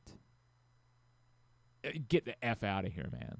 That's how you cause panic, how you cause uproar, how you cause guys quitting. You cannot do that. Now, there's certain game situations, right? Like if, you're tied at the end of the fourth quarter and you only need a field goal to win, then yeah, obviously you can do something like that then. But you're not going to not call a play. This is on the parties involved to recognize what's going on and to say, we got to check out of this. I know, but that's when they into were something that gets the ball out quicker. That was when they were a good team and had an MVP like the last 2 years. Then just say they're not good, because if they're so bad that they can't do that, then it doesn't matter. If you said let's call a play to try to protect the field goal, they're going to lose the game anyway because they stink. Defense played well. I mean, they played kind of well. That's no one's going to look like they played well when you turn the ball over 5 times. It's worse than that. Like, they were giving up lots of yards in the first half. They just weren't giving up touchdowns. Like, we're overstating how good the defense was in the first half because they didn't give up a touchdown specifically. And there were 3 turnovers. 3 turnovers. I understand. Look, they had a great they had a great goal line stand 3 different times. They had an amazing. That's what they did in the first. They had a spectacular goal line stand, and they fortunately didn't give up other touchdowns. But they weren't getting pressure. They weren't. It was kind of a larf. It was more anomaly than. Well, you assume if your offense can somewhat carry its half of its water, then. Well, they went down and they got a touchdown in the second half. The defense was well rested, and the Bengals got the ball back, and they just got gashed again because the defense was not playing all that well. We're overstating it because of one over-the-shoulder, one-handed catch. No, that was the first touchdown. In the second half? I'm saying after that, the Ravens went down, put a drive together, got a touchdown, got it back to a one-score game, right. And then the Bengals went right back down and gashed them. Did whatever they wanted to do, right back down the field. Despite the fact that the defense had gotten a rest of a long drive, the defense did not play as well as you're making it out to be. Like, they just happened to not give up any touchdowns in the first half. I think there's something to that, just given how poor the field position was in the first half, and that they did not.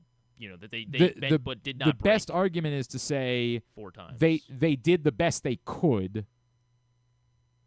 and you would hope that they're less at fault than the other side is. That's an argument that you can make, but to suggest the defense played well is not accurate. It was not a good defensive game from the Baltimore Ravens. It was. I don't think they gave up. I guess to your point, since they did the 2 touchdowns they gave up were long drives. They were both very long drives in which they had. You couldn't. That was after holding them to 4 field goals off of 4 turnovers. I understand that. You keep saying that, but they gave up lots of yards in the first half. Like, the Bengals were running the ball. They were doing basically what they wanted to do until they got to the red zone. Which is good, and again, like, you could argue, should have been good enough to win. I have no problem with that. You just can't make it out to be that they played really well defensively. You can't make it that because we're less angry at the defense than we are at the offense. Like, the reality can't change. The defense wasn't very good. It's just that the offense was unfathomable. Anyway, the sack was number 3. That was my number 3 as well. Okay, what was your number 2? Because you know what my number 2 was. Yes. My number 2 was the interception in the fourth quarter. This was a touchdown to Mark Andrews, though. Like, if this ball's not batted it was absolutely killer. And I don't know, man. Likely his poor game continues because he gets backed into Lamar on this one, and that's the reason the ball gets tipped. And it took 7 points off the board, and instead it was 3 points for the Bengals the other way, and it was they're cutting it right back to a 1-score game. And as poor as you believe the defense was playing, all they needed again was to get one more stop here, and they're right back in it with the entire fourth quarter. So that was my number 2, the interception in the fourth quarter, because it was still in the bounds. Like, they still had a chance here. They still had a chance to be like, oh, it is Lamar Jackson out there, and Mark Andrews and Zay Flowers, and it's one that I could have argued at the back end, like, for 5 or so, but. Yeah, this game had turned dramatically. Mark Andrews was wide open. I'm not disagreeing with that part of it. It was a touchdown. That and part is instead it was true. an interception and 40 yards the other way. That part is true. It's just that by that point, the bloom was off the rose. The defense wasn't stopping anything.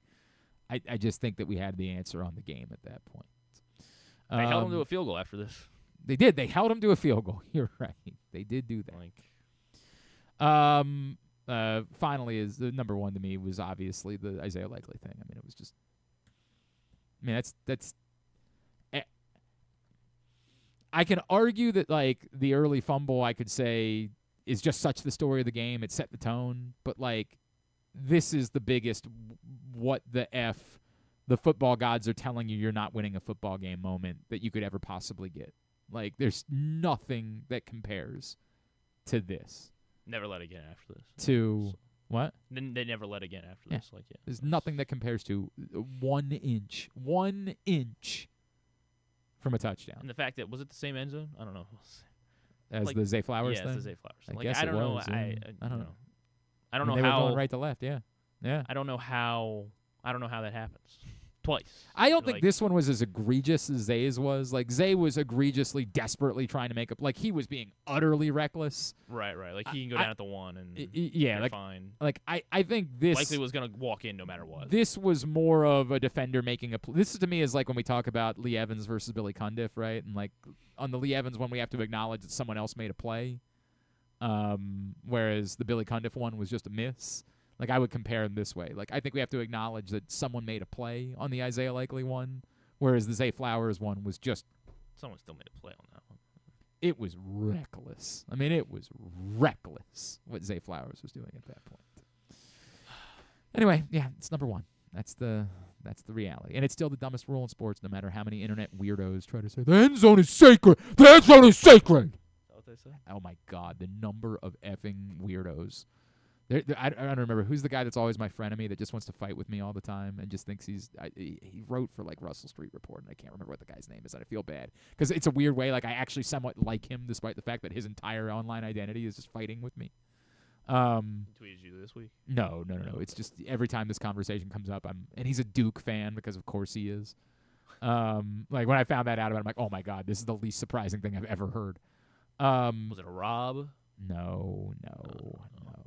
I'm gonna feel terrible because in a weird way, I actually kind of like the guy. Like, I really do. Like, I can count on him, but I just haven't heard from him in a little while, and so that's why I'm blanking on what his name is. Oh man, but yeah, he's one of those. Like, constantly the type of person that's, yeah, end zone is sacred. The end zone needs to be. I'm like, Jesus Christ. We'll get him up. GlennClarkRadio.com. 5 plays that told the story of the Ravens' loss to the Bengals. We are set for championship weekend in high school football at the public school level. Unfortunately, it doesn't matter. They might as well cancel it, truth be told, because sadly Perry Hall lost to Sherwood over the weekend. They're not going to cancel it. They should. No. There's no point to it. But there are 6 title games starting on Thursday night, and if you want to learn more about those 6 title games, then the place to find out more is at County Sports Zone. CountySports.zone. It's proudly sponsored by your local Toyota dealer and buyatoyota.com. Of course, they also have a recap from Calvert Hall's win over Loyola in the Turkey Bowl as well. Go find it all. CountySports.zone. Proudly sponsored by your local Toyota dealer, buyatoyota.com. Come back in, kid. Should we do picks recap here? Oh, Christ, Lord. We still have to do that? Well, I actually had a good week, so I don't know. Maybe I shouldn't be so. Have we not updated? Because I went 6-3 this week, and it says my... Oh, there we go. All right, fine. I just had to refresh. That's all it was. Yeah, I you were actually... the high water mark. Oh, after losing my first 2 games to start the week. Went 0-2 to start the week. And was like, oh, no. No, you... Oh, okay, yeah, I guess the 2 no. NFL games. Yeah, I lost the first 2 like, games. You got Navy. I lost... all right, fine, quickly. Here we go. The 3 college games. Yes, Navy, great win. Not only covering, but winning outright down at Memphis. Outstanding effort. Freaking Charlotte couldn't beat Tulane or bummer. something. Yeah, Temple and Charlotte let us down over the weekend. And so 2 teams that don't have a coach will be competing. Unlike Lane Kiffin. It is kind of funny, by the way, like that we talk about the absurdity of the Lane Kiffin situation. After just going through it with, like, Willard? Or No, I mean, like the way that we say, of course, Ole Miss would not let Lane Kiffin coach their team in the playoff. Well, one of these 2 coaches is going to be coaching in the playoff, despite the fact that they quit their team. Like, that's the reality. Yeah. One of these two teams, either North Texas or Tulane, is going to go to the playoff. Like, whoever wins that game is going to be the highest-ranked Group of 5 team. And they're going to go to the playoff, despite the fact that one of those coaches is now the coach at Florida, and the other coach is the coach at Oklahoma State. And so I do agree that Ole Miss did the right thing in telling Lane Kiffin, like, kick rocks. Kick rocks. And the obvious thing to say is, like, it's easier to tell that this is a step up. Like, then Ole Miss cannot make it seem like LSU is a step up because that's a conference rival. So they have to like, I know why it's different, but they are being very holier than thou and saying there's no way that a team can let a coach who's quit coach in the playoffs when it's literally going to happen. I saw they were thinking about doing the Mississippi. We're going to have a Mississippi man. Yeah, I'm going to let Eli him. Manning. Eli Manning is going to coach No, this team. Actually, they got a coach. They already have a full-time coach at Ole Miss. Pete Golding, is that his name? Yeah, I believe so. Pete Golding. But yeah, the Tulane and North Texas both have coaches that are on their way out the door, and yet one of them is going to be coaching their team in the playoff. Now, I get it. Does that just have to do with the absurdity of the playoff, where we know that North Texas isn't winning a national championship? Part of it, yes. So why not give them but every it's chance also they have? part of it is those schools can acknowledge that they're not mad at their coaches because their coaches are taking a definitive step up. Mm-hmm. They understand that. They can even say that outright because they don't want to set they can't make it seem like if we're not one of the top 10 teams in the country, our season was a failure. Like, they have to be practical about what they are. So they can't be mad at their coaches for leaving the way that Ole Miss has to be mad at Lane Kiffin for leaving for a job in the conference against us. They have to be mad about it. Imagine if they weren't angry. Imagine they were like, nah, it's cool. We hope everybody leaves. We hope the next guy leaves too. Whereas Tulane and North Texas can't do that. They can't say, we believe that we should be contending for national championships, and how dare you walk out on us, because then that's how they'd be measured moving forward, and that's not possible. They can't be measured by that standard. So I know why it's different. It's just we paint it in a very black and white way when we say something like, this is unbelievable that a coach would be allowed to coach his team in the playoff after he quit. Well, Oh, yeah, I don't know if John Little Rock has said anything, but they're not so thrilled about the American coach that they hired at Arkansas. The fans there are not exactly fired up about the hire they made. Memphis, because Memphis thinks that they are holier than. No, it's that Memphis hasn't been as basketball. They think they're bigger than they are. They don't think so in football. They'd love to be invited to the Big 12, but they're not. They don't compete at a level. They're mad about them going to Arkansas, though? No. I'm saying the Arkansas fans are pissed off about the hire. Okay, they think he's because Ryan Silverfield has not won anything big. Really accomplished a lot. Like, I think he's a fine coach, and I think Memphis is a good team, and that's why I think it was a really good. John said he will not be coaching Memphis in the bowl game. Well, it's different when it's a bowl game than being a playoff game. Yes, when it's just a bowl game, then you say, kick rocks. Like, good luck to you. But in the playoff, like, they're gonna let him coach in the 1 in a million chance that they can pull off one upset. Who would be the number 5 seed in the playoff? I don't even know. Right now, it used to be like Oregon or Texas Tech. Yeah. Like, you can pull that off, and so you're gonna let them coach for that reason. Anyway, yeah, we were doing picks. That was just one game. Christ, man. We didn't even talk about Lane Kiffin. Like, I don't really have a lot more to say about the Lane Kiffin thing. Like, is it shameful on Lane Kiffin's part? It's easy for a lot of us to say. Like, did you see how much money he's going to make?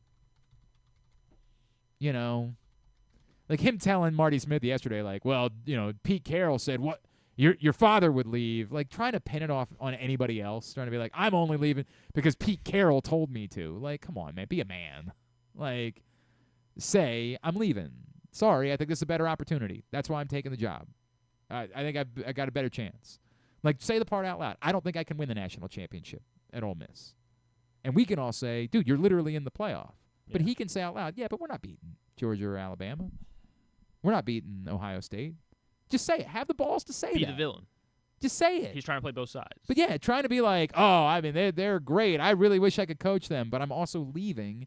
Dude, you got to acknowledge who you are. Yeah, there's one way you could and we still can coach them. Yeah, we can blame the calendar, and we can say that, like 100%. Like there is a calendar problem, but that doesn't change that Lane Kiffin's quitting the team. Like he knew exactly what he was doing. You just got to be willing. Like when you do that, you got to be willing to say, "Yep, I'm quitting the team because I'm getting paid X amount of dollars to do it," and that's what I want to do. Will it work out for LSU? We'll see, right? Like they thought Brian Kelly was going to work there, and Kevin Van Valkenburg had an amazing tweet about LSU. Oh, my God. Hang on. He said, hang on. He said, 3 years from now, LSU has a very good chance to either be in the college football playoff championship game or the apex mountain of the I never thought the Leopards would eat my face meme. What a dice roll. And yes. Like, you know exactly what you're getting in Lane Kiffin. It might very well be that in a couple years, all of the money, like the Big Ten has started taking the Saudi Arabian money, and now Nebraska's coming after him with $200 million. And right as it looks like LSU is turning the corner, he's like, I'm going to take $200 million and go to Nebraska. Like, Lane Kiffin is who he is. But that's what the dice roll they're taking. And the number of teams this week in the Michigan State fired a coach that wasn't even all that big. No one thought that like Jonathan Smith had failed. He got fired for beating Maryland. Like he wasn't winning, but like they were 2 years into a rebuild, and they fired him. And who else? Mark Stoops got fired by Kentucky, where they're not. They actually won a little bit in football under Mark Stoops, but they're decidedly not a football program. I have to pay him $37 million for Kentucky football. Jeez. It's wild, man. It's wild. It's one of the things that I try to talk about with the Maryland stuff. Like, I understand why you're mad about Mike Elias not getting fired, but, like, when all the Barstool people, when Eric and the guy who's the DC, Nate, that guy, when that guy just go on about how bad Mike Loxley is, it's a fallacy. You're not talking about the entirety of the conversation. You're just saying Mike Loxley's not been good. We all get that. But no one, the guy Nate was like, if you hired Brian Hartline, he'd succeed. No, he wouldn't. It is an impossible job. You liking an assistant in another school does not make it possible for them to compete in the Big Ten with the program as it is right now. Hire Hartline after next year. They might. Who knows?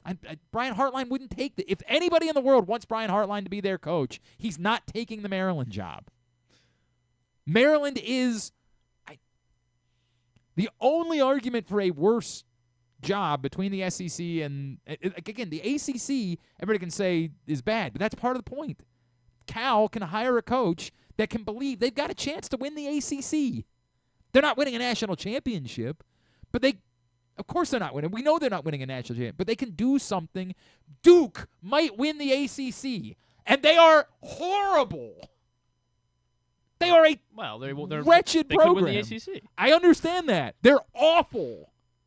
I don't know that they would beat Maryland straight up right now, but they might win the ACC because the ACC stinks. So you'd rather take one of those jobs. You'd be way better off being the coach at Cal right now than being the coach at Maryland because you could win the ACC, and that's how you're going to be measured. Maryland can't win the Big Ten. Cannot. It's an impossible job. There is no reason for any coach worth a lick to take this job. You're going to have to hire someone who can't get other jobs. That's your solution? And I get it. Like, it doesn't sound fun when you say it that way. It sounds like they're just stuck with. Yes! Yes! That's what I'm saying. Now, to be fair, they've got a year now to try to prove that either they can raise the level of the job so that Mike Loxley can do it slightly better, or to prove that it's a job that's worth taking. Because right now, it ain't a job worth taking. Like, John Gruden would be a terrible hire. But that's where Maryland should be swimming. Should be swimming in, like, someone else who fired their coach that can't get a job. Like, that would be what Maryland should be. Maryland should be aiming for hiring Mark Stoops. Okay. Like, should be praying that someone just wants to be a coach so badly that they don't care that the job stinks. They're just going to take it. And I still don't think they would get that guy. What about the guy that almost beat Alabama in the Iron Bowl? Yeah, let's not talk Interim about coach that. I don't think that's going to be. not gonna be. I don't think that's going to. John brings up, what about Vandy in Indiana? Right. So again, Curt Cignetti might be the best coach in all of college football, and that's what you'd be doing. As we said The before, lottery tickets. You'd just be trying to take a lottery ticket. But to be fair, Bob Chesney is the next, JMU coach, the guy not just because he's a JMU. But right, but like that'd be the guy that you would look at and say, you could find he would not take the Maryland job. And in part, it sucks, but Curt Cignetti has now raised that profile.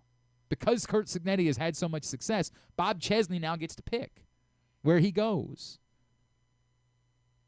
Maryland couldn't have gotten Ryan Silverfield, who, again, the school that got him, the fans are livid.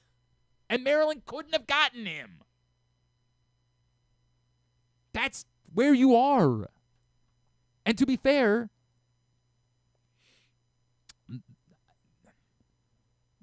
boy, this is an interesting way of looking at it. Maybe the argument really is that you need to be doing everything in your power to spend your money, instead of on recruits, portal, on established quarterbacks. Find the next Pavia is what you're saying. Like, that might be, like, that moving forward, if you want to succeed as a program, the only money, you abandon recruiting altogether. Just say the hell with recruiting, because those guys can't help. Instead of spending money on high school seniors, you only spend your money on accomplished mid-tier ACC quarterbacks. Right. AAC, whatever it is. Next Big 12, and CUSA. I still think most Big 12 spots, you're probably not going to be able to get that guy to come to Maryland. But, like, if Wake Forest has a really good quarterback. Or the guy at Ohio State or Alabama that's not playing. Yeah, maybe, but that's even still tough because I'm just thinking that's like Talia. It's who you're competing against to get that guy, right? Like, that might be what the lesson is to be learned. That we're all excited about Malik Washington, and frankly, it's part of the reason why Mike Locksley still has his job. But the answer might really be you're going about it the wrong way. You're trying to get excited about the idea of recruiting a player, but that's not the way this works. This works by finding a 24-year-old who you pay your money to, and that's your answer moving forward. That you don't get 3 years out of a guy. You become a one-year quarterback shop. Now, given that they couldn't run the ball, I'm not really sure that Mendoza or Pavia would have been an answer here either. Like, they still have to figure out the offensive line. Like, maybe they still need to recruit offensive linemen. But I don't know, man. It is weird because they're playing with the same number of freshmen that Ohio State is, but Ohio State is they're much better. Anyway, that was one game. Texas A&M. You're not sold on the Buckeyes? Oh no, I mean in our picks. Oh, okay. We recap one game. Oh, Texas A&M. Again, this was a line one for me. Like, only being 2.5 point favorites said to me that there was not belief in Texas A&M, and you understand why. Like, I say go to hell. Put seven SEC teams in. A lot of Arch Manning discourse after the game. Like, he was not that good. He ran him for that one long time. Yeah, he was not that good. Like, he might prove to be a good quarterback, like, if he really does come back next year. And given how few, by the way, all of a sudden, this went from being like we were talking about 6 quarterbacks at the beginning of the year as being first rounders, and now you're looking around like, who do you feel good about in this quarterback class? No one. I mean, Who do you actually think is really good in this quarterback class? But yeah, Texas wins at home outright over Texas A&M. They're trying to argue their way into the playoff. No. I mean, it's objectively hilarious. Steve Sarkisian, it would be a disservice to the sport. Now, again, you can't be mad at him. Like, he's got to say whatever bullshit he can say to try to get his team into the playoff. He's not gonna. So do you prefer Vandy knowing they're not going to get in, so they're just saying, put Pavia's a Heisman. Heisman Pavia. Say whatever you want to say, man. Say whatever you could possibly do, whatever you want to do, the politics. But they're trying to do the Heisman. They're saying the Big Ten the Heisman's going to be the yes. That's what's going to happen. One of those two guys is going to be the Heisman winner, almost certainly. But by all means, do all your politicking, say whatever you want to say. I get it. It's a political sport. Like, it's pro wrestling, so I can't even be bothered by it. Like, we can all, like, laugh at it and say, shut up, Steve. But I'm not actually mad at him because you have to say nonsense to try to get your team in. But, yeah, a bunch of us were on Texas, myself, Griffin, Jeremy, James, and Joe. The G's and J's were all over Texas. Oh, no, John and Little Rock and John Proctor were not. Take it back. We have so many J's in this group. Ohio State, another one. If that number had been 7, I'm on Michigan. Thank God it was 9.5. Thank God the number was so absurd. If it was smaller, you would have. When the number becomes absurd, when it makes stinky line, when it makes no sense, you have to take it because they know something. Like, there's no way in reason that this should have been a 9.5-point line. Well, Michigan's won 4 straight. That's what I'm saying. That's why it shouldn't have been a 9.5-point line. So when it was, you had no option but to say, yep, they're on to something. Because if it had been 7, if it had been a reasonable number, I would have been with you guys on Michigan. That's who should be Heisman. Malachi Toney. Sure, we'll go with that. He's the best player I've seen in college football this year. Ohio State pummels Michigan. Michigan. He did. He threw a touchdown. Yeah, you're right. Caught one-handed catch. Amazing. Run for one. Myself, Andrew, John and Little Rock, John Proctor were on Ohio State and got that point. Green Bay goes on the road on Thanksgiving. Shortest week of the year in the NFL did not impact them. And Suddenly Jordan Love looked like a quarterback. Yeah. He did. He does that weird bit where every now and then you're like, right, that's the guy. And then on the flip side, there's the very loud conversation about Dan Campbell and, like, this is what got us here was him being the riverboat Ron, like being the guy that would always gamble. But now that we're here, maybe it's time to stop doing that. And I don't know what the correct answer is to that. Like, do you lose the team if you stop being that guy? We've dealt with that here, where once upon a time the Ravens were the team that was, hell yeah, coach, let's go for it. And then suddenly we're like, nah, we're not going to do that. I don't know what the right answer is. Dan Campbell has just decided he's going to keep being that guy. Is it the right call? It's not working at the moment, and they're in danger of missing the playoffs altogether because the NFC is really good. I mean, really, really good. Are we still sure the Bears are good? I guess they what do you mean, are we still sure that the Bears are good? They just went and won in Philadelphia. Yeah, but is Philly good? Okay, we're just going to do this eternally. Is anybody good? Well, I know Detroit didn't win in Philadelphia. So, I don't know what that tells us. Only Andrew Stecca and Jeremy Kahn were on Green Bay. Chicago doesn't have a quarterback. That's why it's. They have a quarterback. He's just not a game changer. But, like, how many game they lost changing? to the Ravens. How many game? Now, that part is the. That's why I think that's my hang-up. Yeah. How many game changing quarterbacks are there in the NFC? Go ahead. Jordan Love, maybe. For now, this week. Last week he was. Yeah. Yes. Keep listening. Dak, maybe?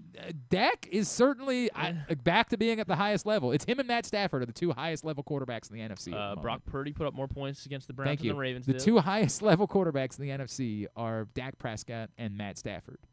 And, I mean, maybe those guys will be game changers. Maybe they'll be difference makers in the playoffs. But it might very well be that you just don't need in that level of a quarterback. And Jalen Hurts is probably still 3rd of that group, despite their struggles. I don't know, man. Anyway, yeah. Only 2 people on Green Bay. Jesus Christ, it's already 1 o'clock. Holy, I hate you. That's not quite 1 o'clock. Kansas City, Dallas on Thursday. Yeah, you give Dallas all the credit, man. I keep doubting them. And Ken Zales keeps trying to tell me how great Dallas is, and I keep trying to doubt them. But how great they are for fantasy, yeah. Well, no, their defense has turned the corner. They have. They were miserable to start the season. To say Jerry Jones doesn't know what he's doing. Yeah, they've turned the corner. Back-to-back really good wins, obviously. Dallas, of course, were dogs at home, and they went outright on the Cowboys. Jeremy Kahn, James Revere, John Proctor, KZ, Paul Valley, Ryan Chell were all on the Cowboys.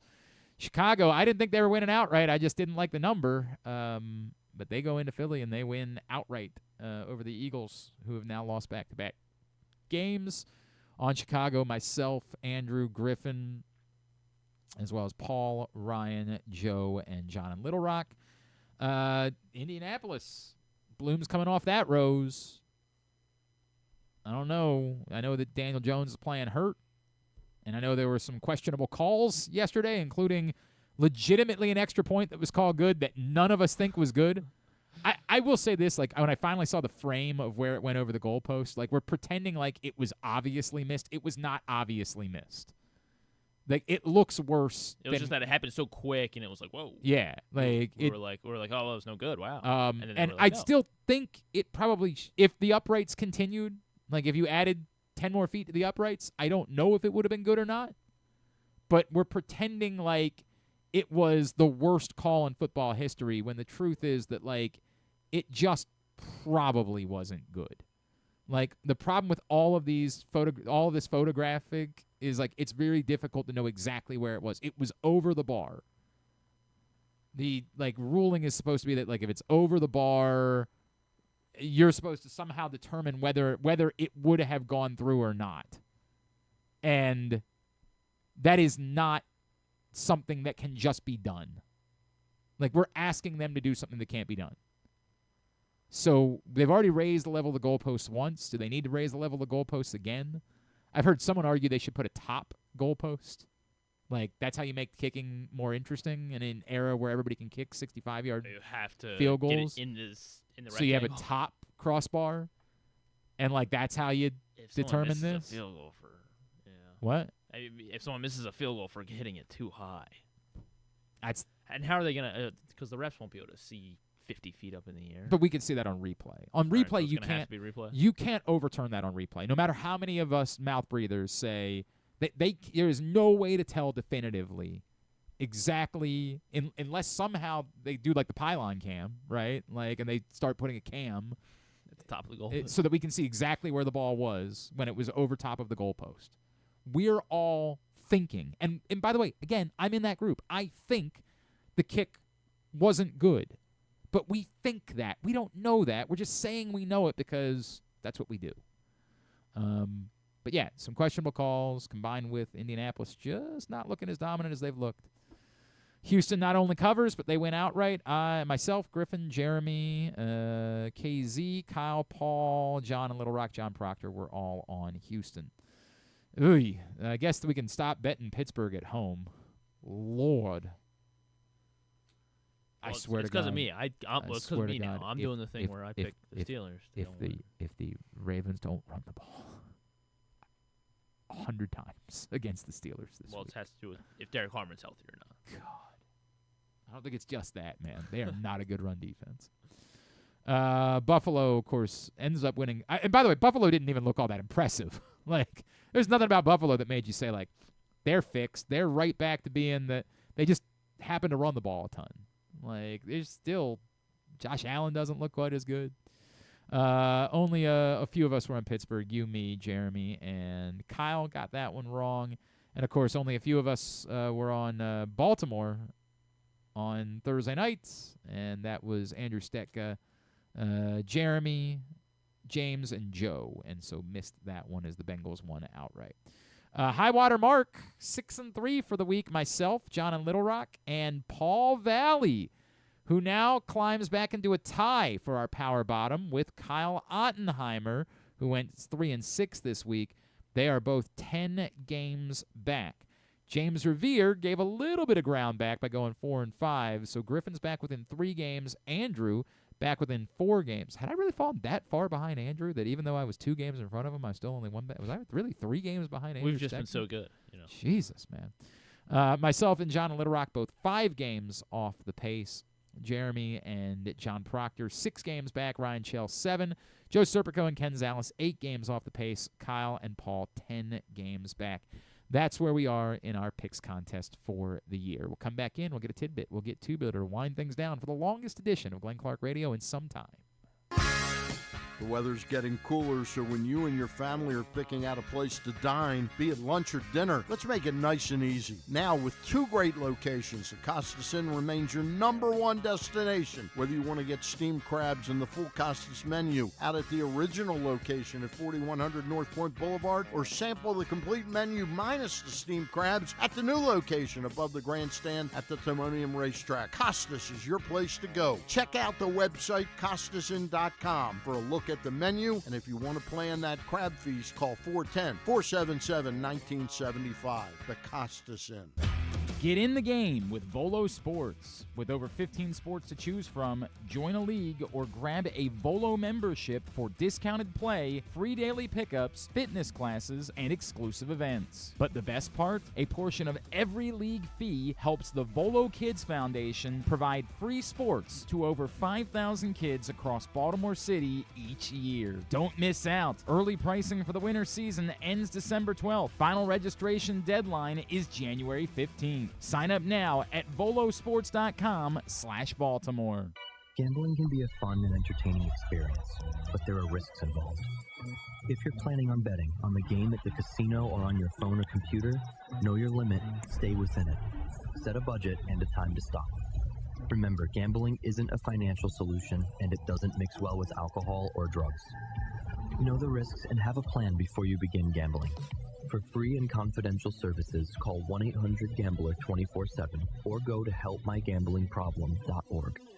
The latest edition of Press Box is available now. On the cover, Don Marcus profiles new Maryland Athletic Director Jim Smith, breaking down the challenge he faces in his new role and the unique background he brings to the job. Also inside, Brandon Schwartzberg takes an in-depth look at Orioles outfielder Dylan Beavers. And we meet college basketball players from all the programs around the state before the season gets underway. Press Box is available for free at over 250 locations throughout the region. And starting this month, you can find us at Baltimore area High's Dairy Store locations. Plus, you can read the entire issue online at PressBoxOnline.com, where you can also find great betting advice and the best daily coverage of the Orioles, Ravens, and Terps. Get ready to hit the ultimate holiday jackpot at Live Casino during the live action $1 million giveaway. Every Friday through December 26th, we'll draw 25 lucky cash winners, but only one winner each Friday will advance to the final rounds on December 26th, where you could win $1 million in just 3 spins. Come make your million, only at Live Casino. At Erndale Mills, must be 21. Please play responsibly. For help, visit mdgamblinghelp.org or call 1-800-GAMBLER. Feeling sluggish, unfocused, or not like yourself? It could be low testosterone. At Game Day Men's Health, we specialize in testosterone replacement therapy to help men boost energy, improve mood, and regain confidence. Our treatments, including testosterone cypionate, are safe, natural, and tailored to fit your lifestyle with weekly injections or pellet therapy. Get started today with a free testosterone test and feel the difference. GameDayMen'sHealth.com. Game Day Men's Health, where men reclaim their game. Contrary to what some people believe, I actually like this guy when he sleeps. Glenn Clark, talking sports. All right, back in here and winding down for a Monday edition of the program. Let's get a tidbit. Tidbit is brought to you by Project Game Day. It was great to hang out with everybody on Thanksgiving night, but it wasn't so great to be doing the show that we were doing and, not getting any sleep. Well, it was really cool about me getting no sleep on Thursday night going into Friday morning. Of course. I for those that don't know, I slept on the couch in the conference room at Hearst Broadcasting on Thursday night for like 2 hours. And Best I sleep was ever. so tired on Friday morning, I left my computer charger in that conference room. Got home Friday night after my family's Thanksgiving, said, I haven't done any work today. Let me take a look. And couldn't turn on my computer. We weren't able to do the wrestling show this past weekend because didn't have it. Filled in. Well, you would have done the Survivor Series preview? Yes. All right. Next Who time was wrestling? Yeah, exactly right. Next time I'll tell them. Just tell me who's wrestling. I'll tell you everything you need to know. Literally, Brandon and Aaron are like texting me like, hey, are we going to do this tonight? I'm like, funny thing about that. So I had to drive back on Saturday morning to Hearst, Baltimore to pick up my... Because I'm still I've done this before, and like an idiot, I still haven't ordered a backup charger to just have in those situations. We need to have one here. Yeah, and I don't think I'm working there. I don't think I'm working there this week, so I was gonna have to go back there. I couldn't wait 2 weeks to go get my computer charger. Alas, Project Game Day. What the hell kind of read for Project Game Day was that? Well, that's why you tune in. PressBoxOnline.com/game day. We do it after every game, so we'll be back with you following Baltimore-Pittsburgh this week.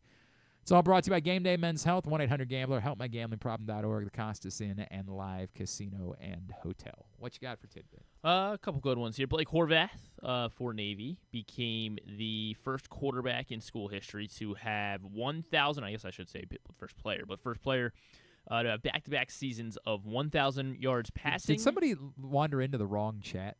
And 1,000 Did you see this last comment? Yards. What? Spider-Man 2 for sure. What? Spider-Man 2 might be one of my favorite.